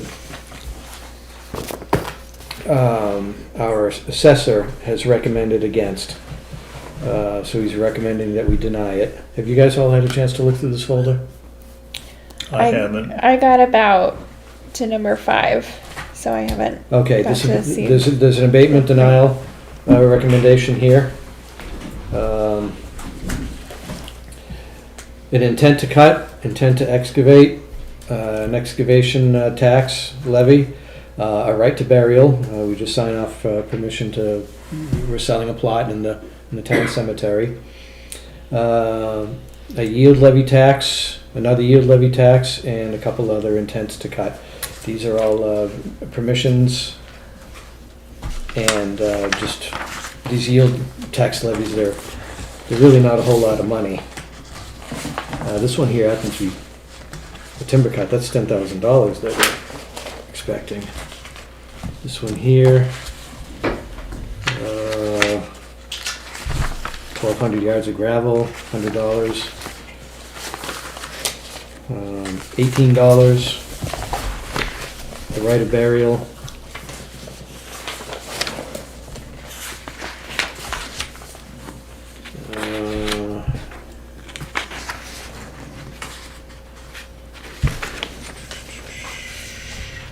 $3,008,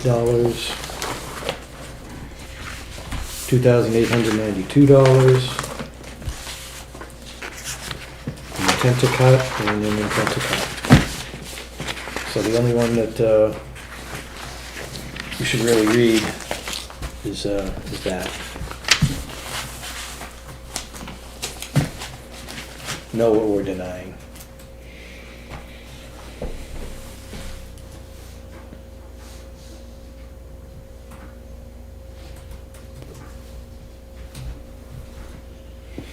You guys, well, you two are reading that. Put it in the middle section.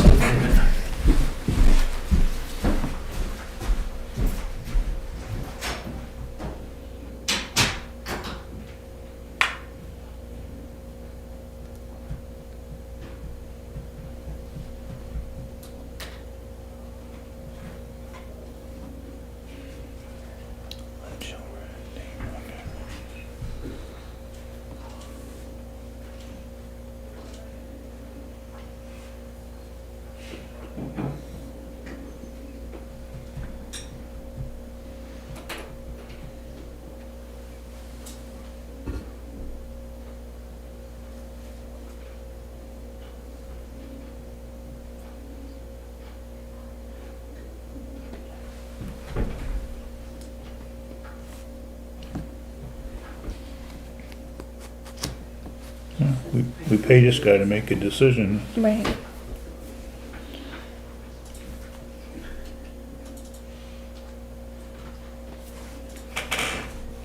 Right, yeah, So I agree, we have to follow his lead. I have no clue myself, other than it makes sense, but let's see what the proper word is.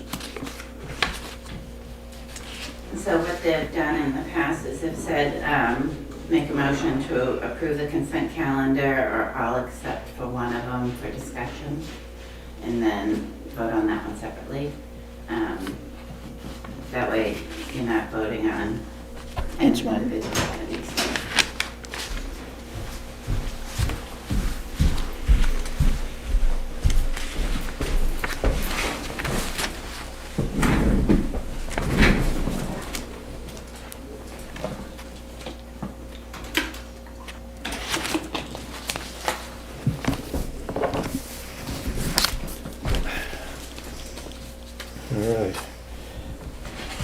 Now I'm gonna make a motion that we sign all the items in the consent calendar, including the denial for the tax abatement. And I'll second that. Any further discussion? All those in favor? Aye. Aye. Thank you.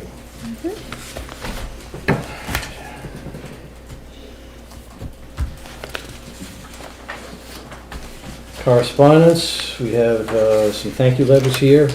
American Red Cross, Life Ministries Food Pantry, Lakes Region VNA, and a recycling activity report. Which basically tells us how much they took in recycling and how much it cost us to recycle. Which is always a savings over what it costs us to get rid of mainstream trash. Let's see, action items.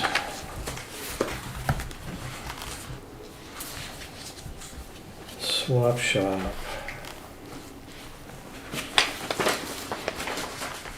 Gonna need some help with this, Audrey. Swap shop, review past. We don't have anything on the swap shop, as we heard from Jackie, so that'll be for next meeting. Okay, But last year, the selectmen had requested to see what the agreement was and what the volunteers signed, and hadn't received it, so okay, and it I've already, sounds like we'll get it. and I've already asked for that, Yeah. okay. Canaan Road update for the performance period ending 5/2/27. Curtis Road update, performance period to end 5/2/27. Conservation Commission Great Meadow report, landfill monitoring contract, 2025 audit, and 2026 audit proposals. It's actually the 2026, it's not two separate items, it's the 2025 audit proposal. So it's a 3-year, 25, 6, and 7. So is it for the audit for the calendar year ending December 31st, 25? Yes. So we had reached. 4 months ago. Yes, we had reached out to our, Okay, you told me about the dilemma that we have, but I Yeah. just wanted to make sure I understood the year. yeah. So, Yeah, so we've got two proposals. We put out I don't know when the RFP went out, but all the proposals came in by election day, and we opened up the bids on election day up at the table when we had a town meeting, when we had the selectmen's meeting at the table. And that was the gasp. Yeah, gasp, choke a little, yeah. We budgeted $12,000 because that's consistent with what we've been paying. But and that was what our existing audit company had said when I called them. I said, what should we put in for a 2025 rate? And he told me, and then we put it out to bid, and you can see from that letter that they opted not to bid. yeah, so they gave us an estimate of what to put in because of past practice. And then they turned around and decided not to bid. Thank you. Thank you very much. So the two bids that we did get, even though we budgeted $12,000, the two bids that we got were about $60,000 each for a 3-year period. And that's not per year, that's the total, correct? Or is I that, think that was was that per per That year? was per Probably year. per year, So yeah. I reached out to legal, and they reviewed our procurement policy and the bid paperwork. And what she has recommended is that the selectmen reject the two bids that were put in against the RFP. And then in a couple of weeks, look at some sole source solicited bids. But So for tonight, we have to reject the two bids we got. Correct. Correct. So would you like a motion to that effect? Sure. So made. So the motion has been made to reject two bids. reject the two bids that we received. Do you need the names or just reject the two bids that we received? Just, yeah, you don't have to do the names. Okay. And then in 2 weeks, we'll revisit and see what we have for Yeah. direct solicit bids. Okay, motion been made. I'll second. Any discussion? All those in favor? Aye. Okay. Since we're waiting on now to review this next bid, is there anything that we need to do with the DRA to extend that deadline they'd given us? Wasn't there a deadline at the That end was of related to the February? 2024, and that Okay. was met. And that was finalized? Okay, Yeah, perfect. that's- Thank you for clarifying. Yep, that audit came in That's, oh, good, on schedule. great. We're Perfect. good. For the two grants, I actually need verbatim motions. They're written on the, Your scripts are on the top page. Okay, and these are for, For Canaan Road and Curtis Road, change of performance period. And it just needs to be a verbatim of the script, gets entered into the minutes and then forwarded to the grants to just change the performance period. okay, I'm gonna make a motion that the select board, in a majority vote, accepted the terms of the hazard mitigation grant program amended as presented for Canaan Road to reflect the change of period of performance dates from May 2nd, 2026 to May 2nd, 2027. Could I get a second? I'll second. Any further discussion? All those in favor? Aye. Okay. I'm going to make a motion that the select board, in a majority vote, accepted the terms of the hazard mitigation grant program amended as presented for Curtis Road to reflect the change of period of performance dates from May 2nd, 2026 to May 2nd, 2027. Could I have a second, please? I'll second that. Any further discussion? All those in favor? Aye. Aye. Great. Thank you. and the Conservation Commission just wanted to know that you're good with the Great Meadow report and how you Yes. proceed. I have read that, the Great Meadow Report, and how they want to move forward with.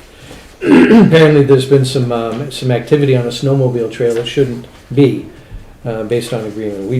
Historically, we've had an agreement with the Wolfboro Snowmobile Club behind the transfer station to use that property as part of their snowmobile trail, as long as they keep it up and follow certain rules. Well, we haven't renewed that agreement, and we renewed it probably the first year that I was selectman, but I don't think we've renewed it since. So it's been 3 years. It's time to renew it, and it's time to reinforce the rules. And the Conservation Commission has come up with a list of a couple items that they'd like to make sure that the Wolfboro Snowmobile Club is aware of. So if you haven't seen that, take a quick glance. I did see this in email.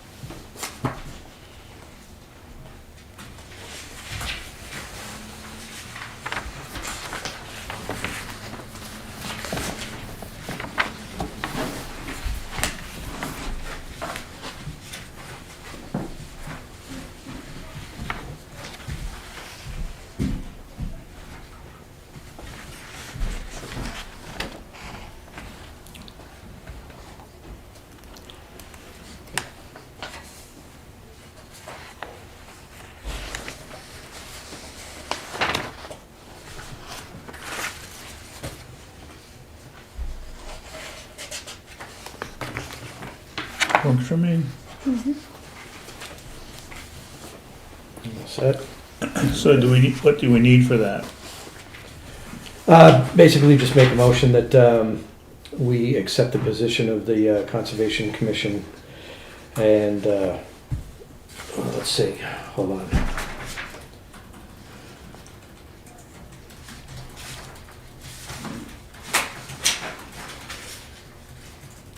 I'm gonna make a motion that we clarify the terms of the permission given to the Wolfboro Snowmobile Club to use the Tuftonboro trails for snowmobile use in concert with the Tuftonboro Conservation Commission. Essentially, that's it. Does that sound good, Ashley? Sure. You got that? Would you Yeah. read it back, please? You made a motion to clarify the permissions of the Wolfboro Snowmobile Club for the permissions of the use of trail in concert with the Tuftonboro Conservation Committee. You want to specify the property? Well, it's the property on the... Great Meadows. Yeah, the Great Meadows property, thank you. Which is essentially behind the transfer station. I will add that language. I think the intent is clear anyways. It is. Okay. Can I have a second? I'll second that. Any further discussion? All those in favor? Aye. Aye. Good, thank you. And we have a time constraint on this apparently, so we have a contract proposal from Stantec, which is our current transfer station well monitoring company. And we have a proposal from Emery and Garrett, which, Bob, yes, do we have to do that in non-public? Till you decide. If you're gonna discuss the firms. yeah, but we'll have to make our decision In public. in public. Yeah. We can discuss the terms of the contract. Oh, Or why, All right, I'm going to make a motion that we go into non-public under RSA Number 3, for reputation.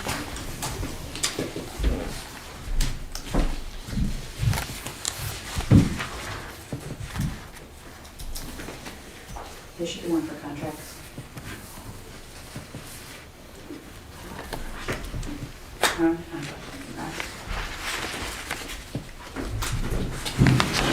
I'm gonna have a big binder. It's in there. Big time.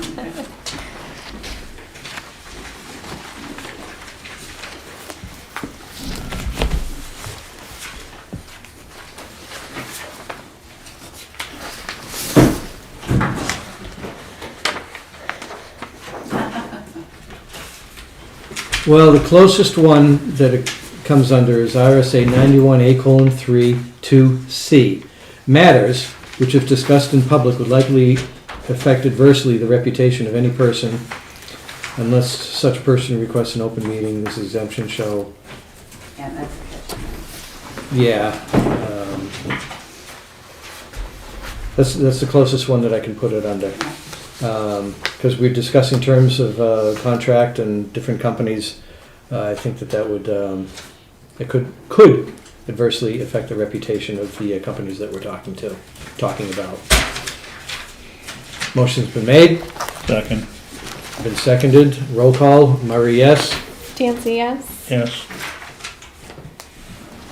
Brinzer, yes. Oh, you have to. We have to do roll call, Okay, Steve Brinzer, yes. okay. Camera on? All right. I'm gonna make a motion that we come out of non-public. Second, All those in favor? Aye. Aye. All right, we have reviewed contracts for our landfill monitoring. And I'm gonna make a motion that we award the 3-year landfill contract to Emery and Garrett out of Meredith, New Hampshire for the sum of $40,700. Could I have a second? I'll second. Any further discussion? Yes. This $40,700, it's really not clear here, but I believe that this is not due and payable in full. there's a note here somewhere that says that we're going to be invoiced as each one of these tasks is completed. And since they go over multiple years, the total cost at the end of our 3 years will be the $40,700. This year, it appears that we're only liable for $16,000 and any other costs that may or may not arise out of the testing. Anything else? Not here. All right. All those in favor of the motion? Aye. Aye. Okay, thank you. And there's one signature line. So I will sign that.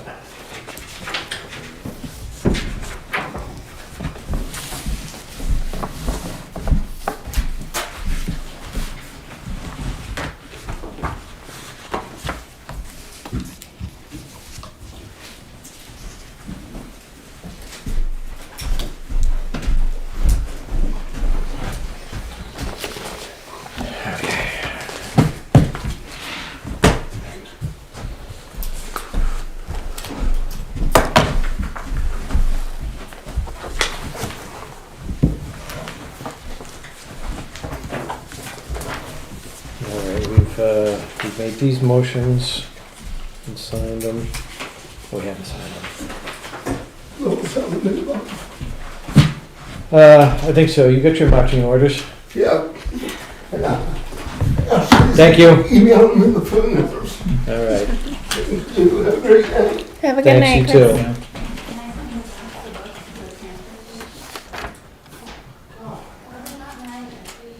too. We have it pages to initial.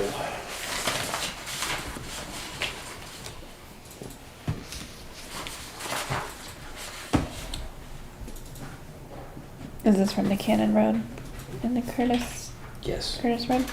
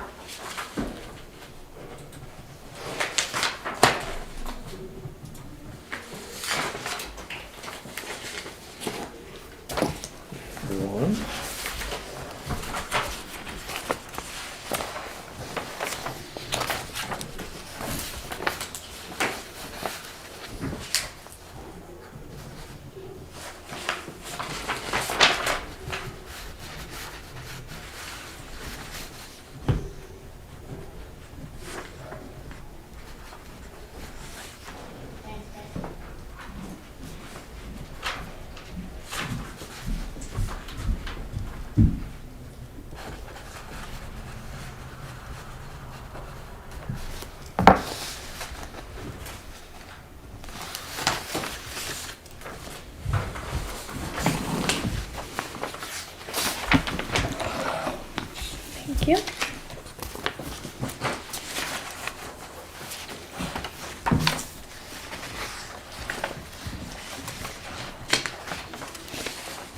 I forgot to sign that. Initial that first page. I'll get it after you're done. Oh, go ahead. Thank you.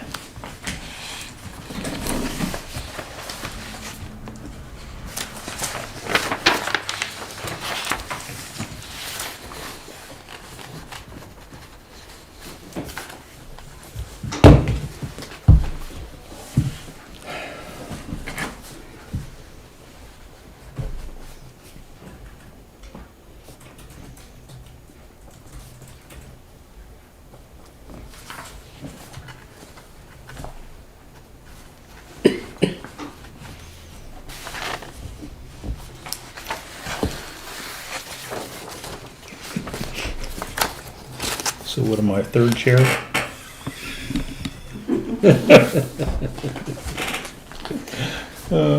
I guess.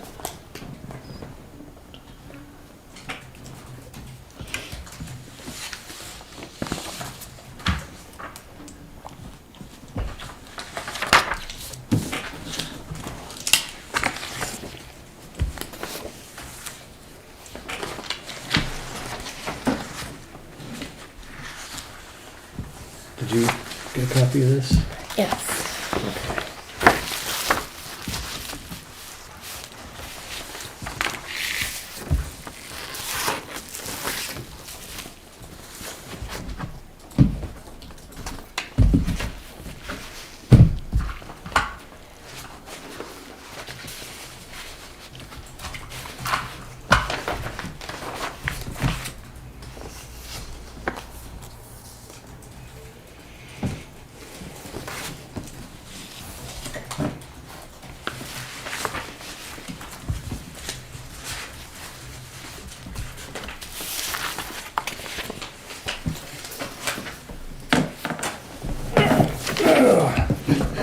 I think that takes care of our folders. Town administrator and selectmen's updates. Did we vote on the audit proposals? Yeah. The Yeah, rejected? Right, we we did that. rejected Yes. Okay, those two, okay, perfect. Yes. Didn't Yeah, take and- them and- off on and- my checklist. Yep, and in 2 weeks, we're And gonna then have sure. some direct solicits to Perfect. look at. Selectmen's updates, I really don't have any updates. Everything is current. Our big excitement is the police station, and we've already talked a lot about that. Do you have anything to add? We had some good articles and presents in the Tifton Borough Times. I didn't read that yet. Um, I've got it on my front seat of my Jeep. I haven't read it yet. I'm looking forward to it. That's my update. The articles went live, and hopefully There they we'll are. get some good feedback. There they are. And you did your first rec committee, right? Yes, I met with Parks and Rec this month. Meeting went well. Good. When we meet with Jack next, we're going to ask him about, we're going to make it public, the reason why we can't have a stove and refrigerator up there. I think that needs to be put out there.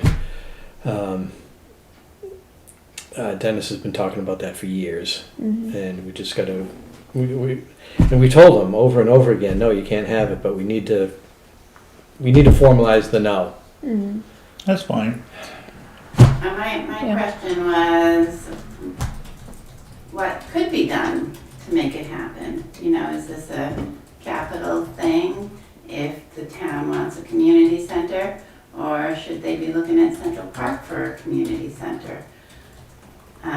You know, so maybe there's nothing that can happen up there, but I think the question maybe could be, why not, but how could we?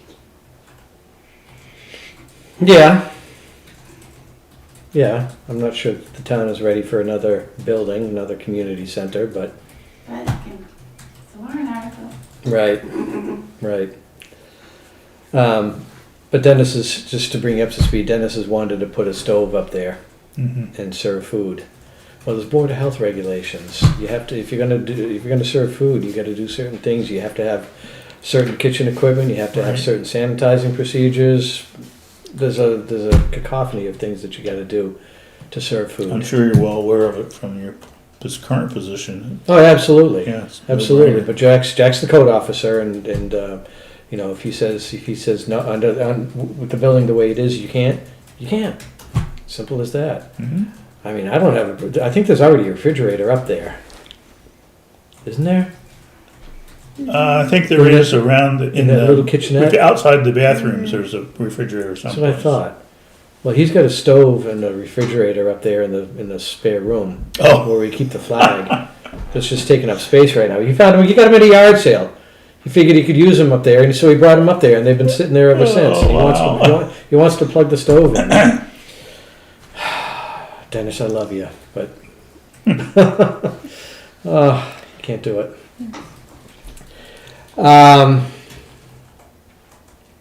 Town administrator. Are you ready? Yep, come on up. We need chairs that slide on the carpet.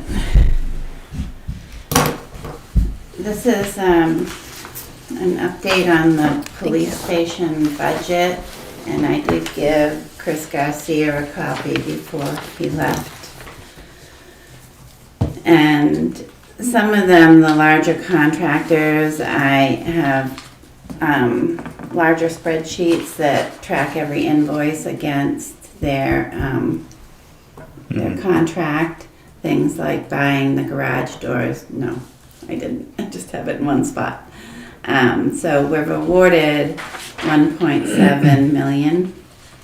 We've been invoiced 1.4 against that.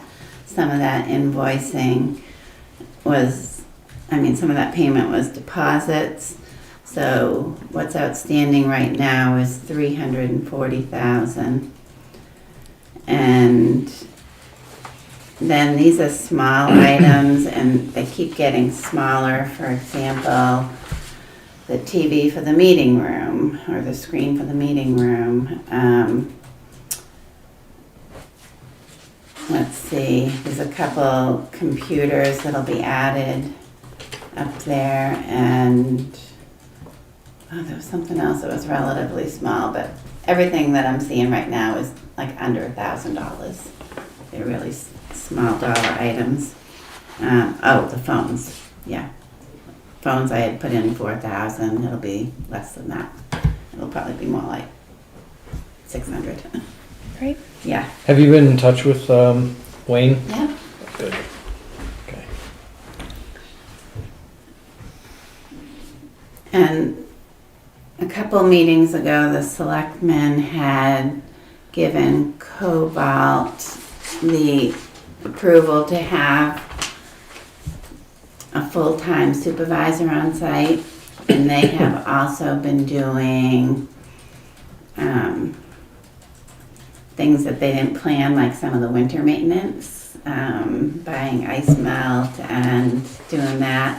And then they've also been installing the attic stairs. So they've been doing some of the labor. And I have their spreadsheet broken out into the construction management, the supervisor. They felt like they needed him full-time because they had so many moving parts at once. And I think we just heard from Chris that he won't be full-time for about 2 weeks, and then it'll ramp back up.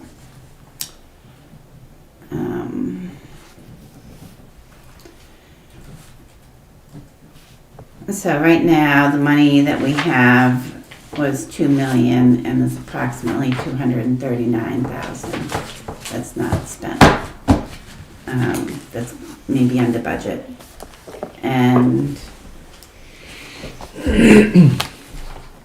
I also talked to, we can't get into conversation in depth about it, but if you look at the foundation and site work, about halfway down for $477,000, that contract's in the process of being, I don't want to say canceled, but the work by that vendor was halted, that contractor was halted, and the town selectmen are going to have to decide if they need to or want to recoup anything because of some less than par work, and how much we paid other contractors to fix that. So we did hold back retainage. So right now the estimate I have is he might owe us about $6,000, but Cobalt won't have a full idea of that number until they finish site work and things like that. So I don't think we were originally going to epoxy the floors, but because the cement had such dings and everything, so we're incurring additional expenses as a result of the work. Yep. So that's where we are on the police station. I did just get this, and you can take a look at it for next meeting. Thank you.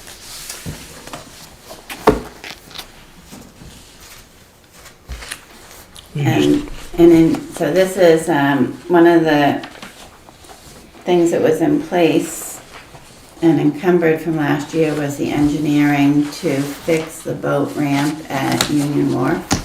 And a lot of residents complain about that. And so this literally just came into my inbox today. And once it's signed and submitted to DES, they're expecting about 30 days to get permission. But everything that was in our engineering and dock line that would have maybe been construction went into a warrant article. So again, here we are with a budget question of how we would pay for this. But we need to get the permit, and that's already paid for. So we can move forward with this. Yes. Can't move forward with construction until we have it engineered and we get an estimate and we do a warrant article next year. But the permit is paid for. Well, the construction might be fairly minor, and Jim might be able to do it. Okay. So I'm not gonna say it's not gonna get done this year, but you have enough citizens complaining that you may wanna consider it. Well, yeah, but funding would be the issue. Yeah, we gotta get quotes for it, we have to, Right. we can put it out to bid and then Right. decide. But at least, the ball is rolling. It'll be permitted. It'll be permitted, Mhm. and we've got the money for the permit if it hasn't been paid already. No, it's encumbered from last year. Okay, all right. Then I'm gonna make a motion that we sign the permit application for the Pier 19 docks. Boat ramp, excuse me. Is that what it is, a boat ramp? Yeah, it's the boat ramp, the repair of it. You The can't do anything in the water without approval. Yeah, it's the launch at 19 Mile Bay, right next to the wharf. Okay. Is there a motion on the floor? Yeah, could I get a second? I'll do it. Second. Second, okay, any further discussion? No. Other than just confirming that what we're signing here, we've got the money for. Yes. Okay. This is not committing us to the project, this is just committing us to the permit. Right, and on page 4, there's a gray box that needed some initials of one of you. And then there's, also on page 4 is a signature line. Okay. Looks like one signature. All right. Motion's been made and seconded. Any further discussion? No. All those in favor? Aye. Aye. On page So- 4, section 8, initial in 2 gray boxes. On page 4, Section 8. section 8. There's no gray boxes in section 8, but I'll initial it where it says initial. Maybe. Unless you can find a gray box that I'm not seeing in section 8.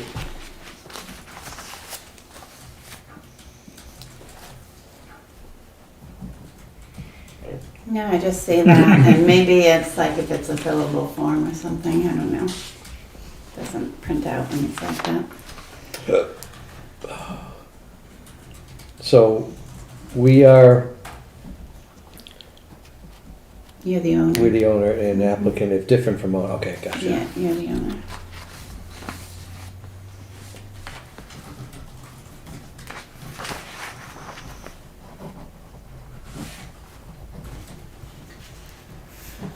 In your green folders is a draft rules of procedure for the selectmen that I request that you bring home, and then you can do a work session or discuss it next meeting. Thank you.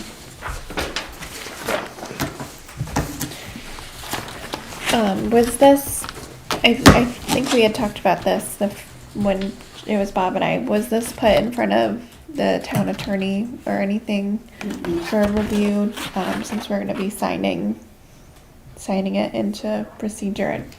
Is that something that typically takes place? Well, I was gonna say,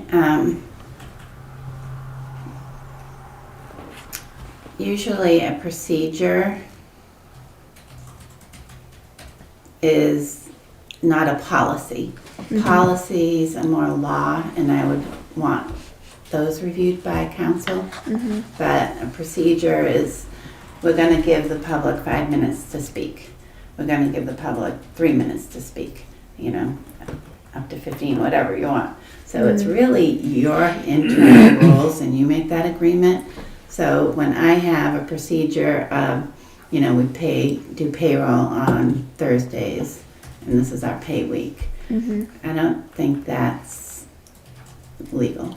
I wrote the procedures for the ZBA ZBA is really legal. 20 years ago. They're super legal. Yeah, but I don't think we sent it to legal. I think Ah, I think I wrote, if I, we're going back a few years, maybe 25 years. I wrote them, and then we voted on them amongst ourselves and established them. Yeah. I don't remember whether we sent them off to legal or Well, not. everything ZBA does is RSA legal. I mean, But these are, the RSA says that we had to establish rules of procedure. Didn't say what those procedures had to be. Right. So we followed the RSA yeah. and established those rules. So in my experience in Milford, like the planning board, they would look at a plan, then they would allow public comment, and then they would stop public comment at the end, and the public wasn't allowed to comment again. And I don't know if that's true here, but that was their procedure. Mm-hmm. So, Yeah, to be in procedure, I don't think we need to, but if we as a board collectively think that it would be better off to be sent to legal, then we can do that. It comes with a fee, of course, but if you guys think that we should send the rules of procedure off just to be reviewed, you might want to wait till you look at your budget. I don't know. yeah, You can do whatever you want. yeah. So think about that. Yeah. We'll talk about it in 2 weeks when we go over it. We'll either sign it or we'll say, send it off to legal, unless you want to decide that now. I'm okay, I mean, for me, it looks like it's just an internal document that this is how we're gonna operate, but it does not. I don't see, personally, I wouldn't take it to legal, but that's just me. I'll take another look at it and just go through, as it's been a few weeks or a month since I've read through it, so I want to read through it again before. Right, and it'll be fresh for Steve's Yes. eyes. Okay, Yeah. all right, so we'll discuss that in 2 weeks when we meet. Okay. So you each have your budget packets also, and I encourage you to bring them tomorrow night. I feel like a school teacher. School teacher, your first day of school, Steve. So the current expenditure report is on the back of that, and that goes right through the checks that are dated tomorrow. So that's yours is more up to date than mine. Yes, this one's 416, so it'll have. 410. Okay. Yeah, it'll I have. doubt that it'll be substantially different, but that's fine. No, you got a week's worth of, How much will it be? you got all that in Money. there. You got all that in there too. It'll so. be another 200,000 more.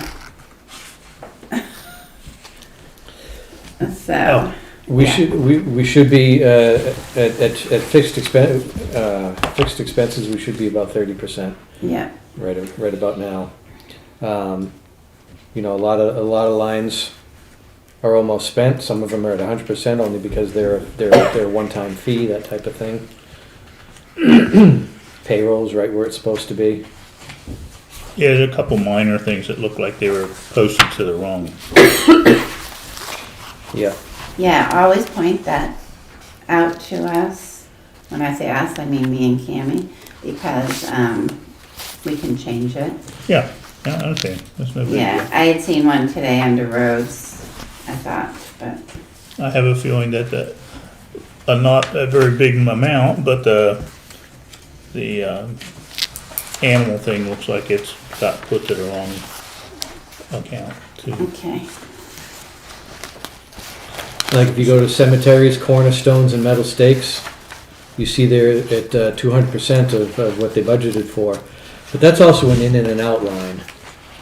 We have to budget a certain amount, but the people who buy plots pay for the cornerstones. Right, so the revenue is up above that.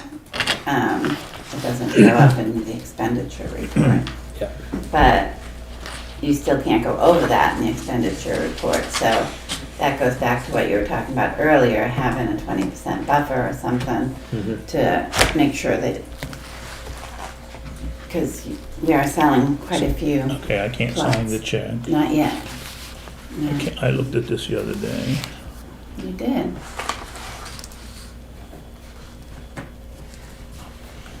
Yeah, I had a question about road prep and repair. Yeah, that was one that came to our attention today. We're gonna move that to the warrant article. Okay, Jim was in earlier. good. Looks like he's already spent his highway equipment maintenance budget and then some.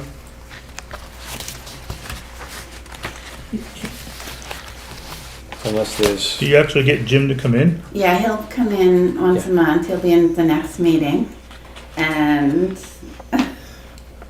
I don't think we ever got him to come in when I was on the budget committee. oh, maybe not to budget, but he'll come to selectmen.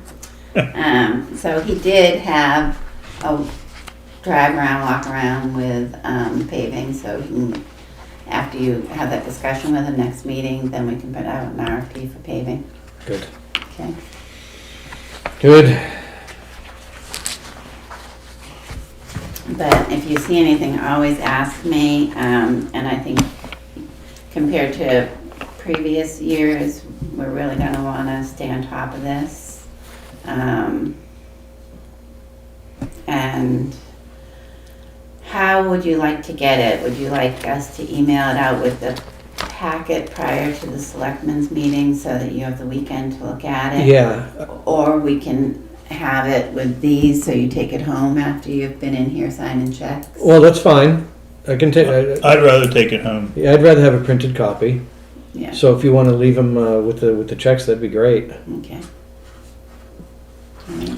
And going forward, the checks on, when's that? It's the Thursday activity, right? Yes, Okay. yeah, so if you come in Friday, they should be ready for you. Okay. Yeah, I come in after work on Thursdays, so I'm here between 3:30, 4 o'clock to sign checks. I could come with sometimes, I take Fridays off during the summer, so sometimes I come in on Fridays. If I don't make it, I'll come in over the weekend. Worst case, come in on Monday, because they go out Tuesday morning. So you really have 3-4 days to sign them. and I think what Jackie had told me is that she really thinks it's a good idea, to have the selectmen come in and see the staff and say hi and get to know us. Yeah, Yeah, yeah. So if you can come in on Friday, that's a good opportunity. Yeah, which is something that, being yeah. elected officials here, we don't, these guys run this place. We just make decisions, but they run the place. Mhm. So it is nice to come in and say hi. And I think we work pretty well together. For example, Jen was out on Friday, so they stay out until 4:30. So I stayed because Tammy was here by herself, and she's relatively new. Mhm. And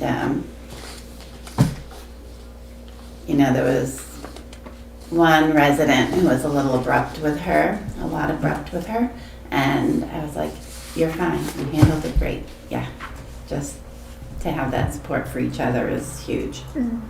So. So I have something I want to talk about, or ask a question about. But we're still, We're this in is still being public. taped and it's Yes. still. We're on camera. Yeah, so I think I know your question, so we want to hold off. Okay. So the budget committee packet has an agenda on it, and I did go over it with Bob a little, whatever day you came in, Thursday or Friday. And and I put it in the email, the calendar's gonna be really tough. It's exhausting to have a selectmen's meeting Monday night and budget committee Tuesday night. The amount of work to prep for that.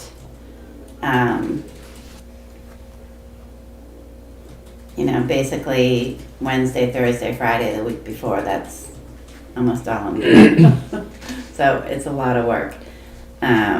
So we need to encourage the budget committee to readjust their schedule so they're on alternate weeks. So I provided, You being the selectmen's representative to the budget committee, that's gonna be your place. Okay. Unless you guys decide that you wanna switch committees or something, which is another thing. Agriculture committee, you okay with sitting on agricultural committee? That's the only one that we haven't assigned yet. That's fine. Well, I like to grow, I'm a gardener, let's say. Okay. I'm open I as grew up well in a to farm area. discussion. Well- seeing his background. You guys is decide that amongst very yourselves. fitting, so I don't- I think it was cemetery, wasn't it? No, it's agriculture. Okay. Oh, that's good, I didn't want to do cemetery. Yeah, it's It's a dead job. You guys discuss that amongst yourselves, who wants to be the representative to budget committee. Jenna was when you weren't here, Uh-huh. but if you guys decide amongst yourselves that you want to do that, it's no problem to switch.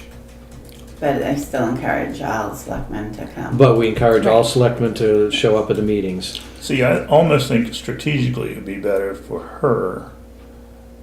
And then I Because she can has come 3 years. Yeah. as needed, or when we, I go to every single budget committee meeting. I would endeavor to do that, yeah.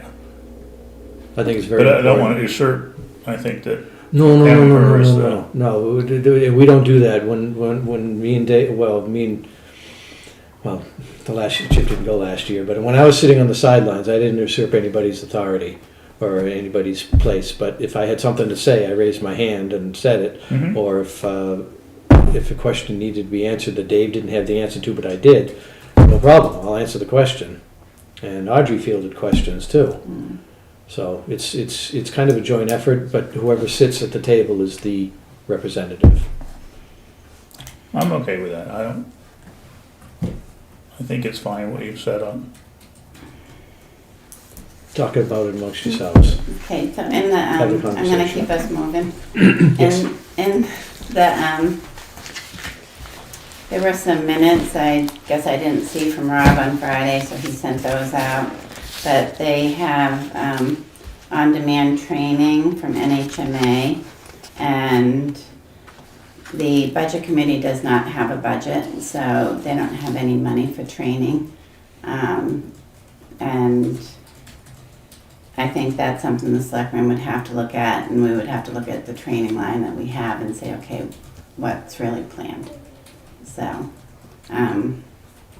I wouldn't encourage a decision to be made on that tomorrow. They can do the, like a group training with the on-demand thing, right? I mean, they can all, if they were all sitting in a room and had the remote training, that's no extra cost for that, is there? Nope, and that would probably be like a one-time Yeah. thing, yeah. The budget committee process memo. I think I took mine home. There's a part in there that specifically talks to town administrator. And, yeah, thank you. So on page 2, the role of the town administrator, under RSA 37.6, that is for town manager, and if you wanna promote me, I will take another $50,000 a year. Because in New Hampshire, town administrator, I'm at your will, basically like a secretary, executive coordinator. A town manager makes decisions, signs contracts, signs checks, has authority as well as responsibility. Understood. Okay, so I am not that. And actually in any of these RSAs, there's no RSA that talks about the town administrator. It talks about the governing body. So in preparing materials for the budget committee, I of course will support you, but we could do it with a different individual, because If you do this, you don't have time for anything else. I think you're not using my time the most Right. efficiently valuable way. I saw it as a wish list, I didn't see it as a, Yeah, I don't know, this is the first time I saw it, but I just wanted you to know. So 37.6 is mentioned a couple times. And it is a little bit challenging because, thank you. Do they have copies of this? I think they have it in their budget packet. Because I have the town administrator hat, the HR, human resources, and finance manager, and general assistant, so I have 4 pretty big roles.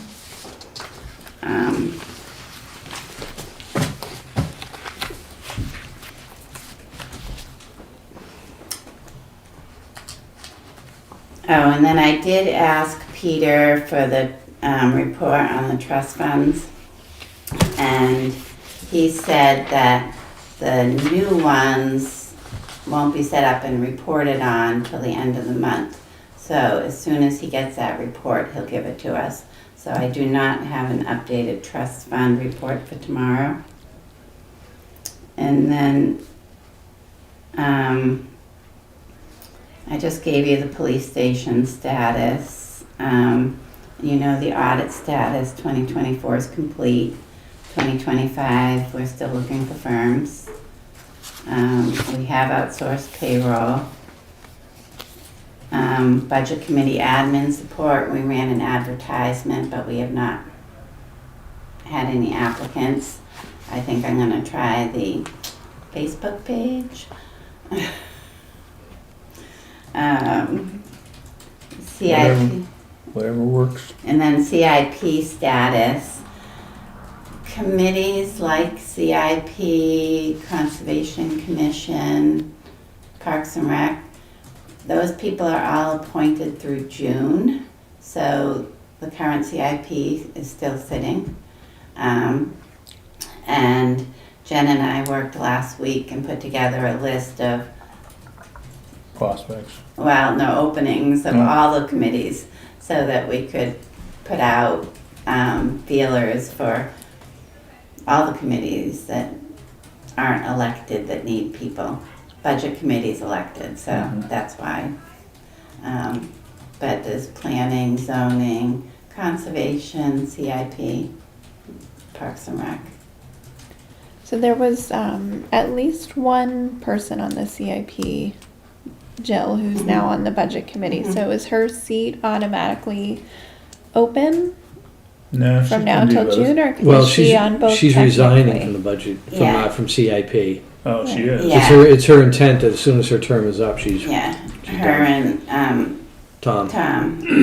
And they don't meet again till August. Okay, so it's So, not like there'll be Yeah, a it's kind lapse of a in. moot point, yeah. Okay, great. Yeah. Okay, that's helpful, just for my understanding. And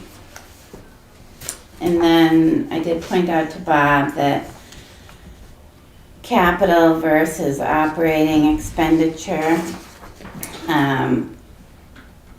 reviewed and approved by Selectmen, Budget Committee, and CIP.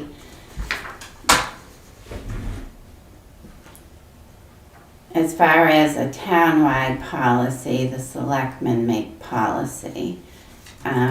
If CIP wants to set a capital threshold, but each group is really relatively independent. CIP makes recommendations Right. to the budget committee and the select board. So I don't know if a policy from all 3 of you is a thing. You know, if it's because you're supposed to be acting independently. To back that up, the budget committee adopted their own capital expenditure policy, and they want us to adopt the same one. The selectmen did not adopt it this past year because we wanted to give it time to see how it worked out. That was the decision of the selectmen. Certainly open to review again. Rob will undoubtedly be pushing us to adopt capital expenditure policy. Well, what is the policy with, as far as the town? I mean, there needs to be something.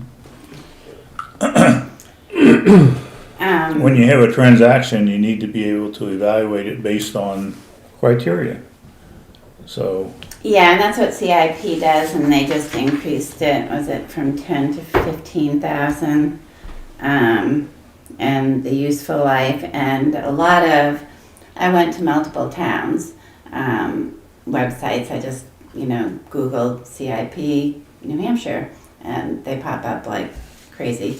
But it is their policy. Budget committee, it says they're gonna apply this policy to classifications of what should remain in the budget and what should be separate. So, an example would be the engineering costs. We had $30,000 or $40,000 in the operating budget, and it was like, no, that should be an expendable trust fund, so it was taken out. And really that's when the budget became really tight, because you might have decided, oh, fuel's super expensive, let's not engineer this project this year, because it was a line item in your operating budget. Now it's not an operating budget line item, so you don't have that flexibility. But it's setting what the budget committee can, when they look at the operating, say, oh no, that's not operating. Yeah, is it capital or is it operating? Yeah. What defines capital? Yeah. So definitely what defines capital is, I have a spreadsheet that I keep for the auditors for, I don't know what all the acronym stands for. It's government accounting. They call it Gatsby or something. right, it's like GAAP, but for government. Yeah. That's right, I forgot you had that background. So I keep spreadsheets about buildings, if there's major improvements. A road is capital, so bridges, major culvert projects, vehicles, obviously. Probably not, like when you look at the police station and renovate that section, that might change the value, but it wouldn't be something I would add separately, probably. But I also ask the auditors because I'm not an accountant. So, anyway, I have mixed feelings if 3 different boards should have one policy. Something for you guys to think about. Yeah, these policies should at least be in harmony.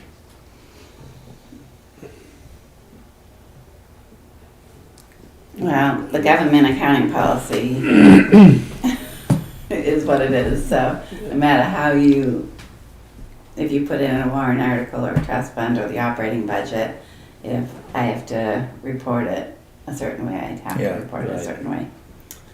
The revenue report that went out did not have estimated revenues. Cammie and I worked on that this morning, so I'll print out a new one for tomorrow. And then Jenna, I responded to all of your questions. Did you have any questions back? I did not have any questions back. Okay. Yeah, no. That was helpful. Okay, good.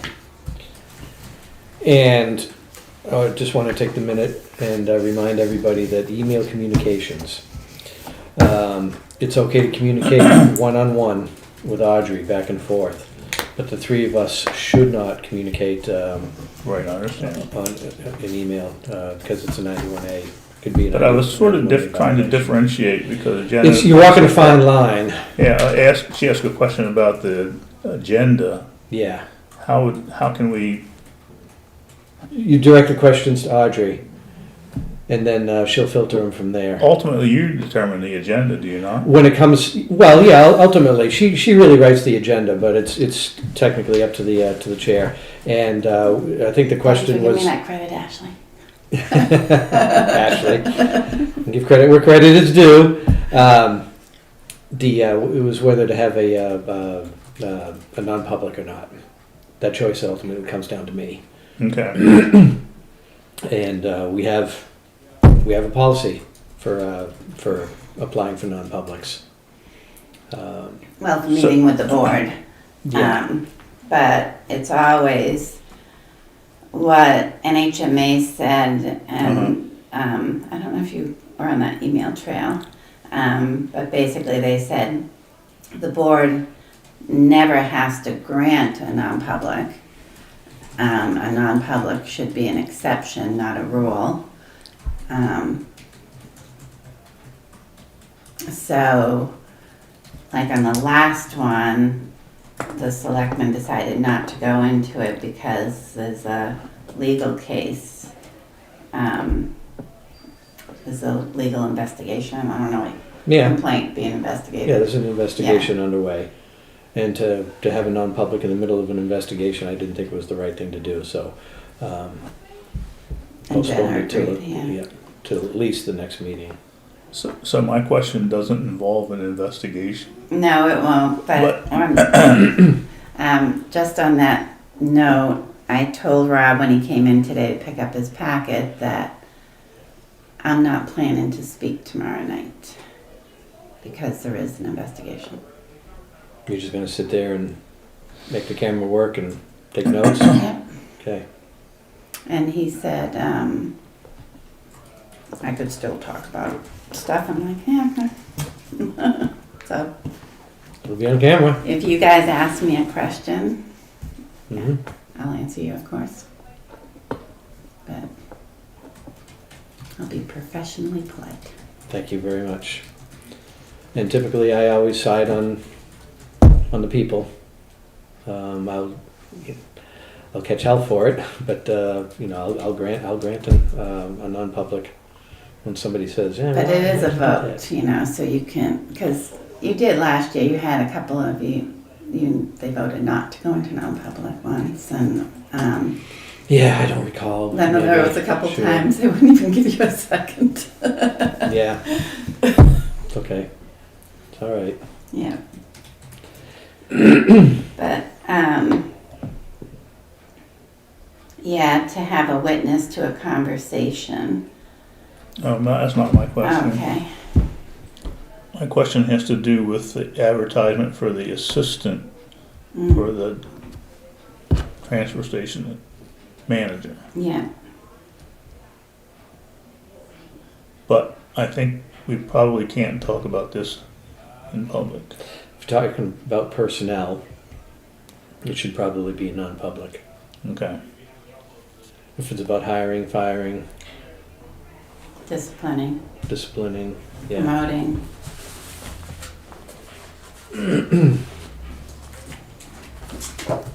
I think I got 2 copies in here. If not, I can print another one. Actually, I could create a new one now that there's a selectman. Yeah. Do you have this? Yes, I do. Okay. Oops.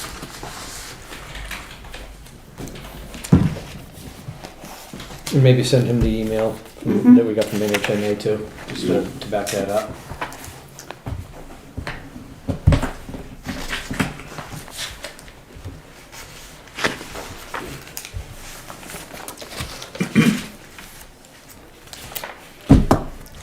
So you would prefer that we do this for next time? Or tonight? I don't think it'll take long, but Do you want a non-public tonight? Do you want to discuss it? I know it's getting late, but I don't really want to stay any longer than we have. then It's up to you it's up then. to you then. All right, I'll wait. Okay. All right, we can discuss it next week. It's good to have the format done. Yeah. Yeah. Yep. We'll put your name in it.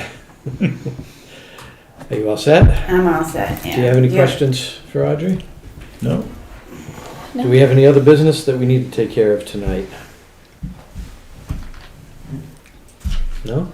All right. I'll make a motion to adjourn. And I second. All those in favor? Aye. Aye. All right.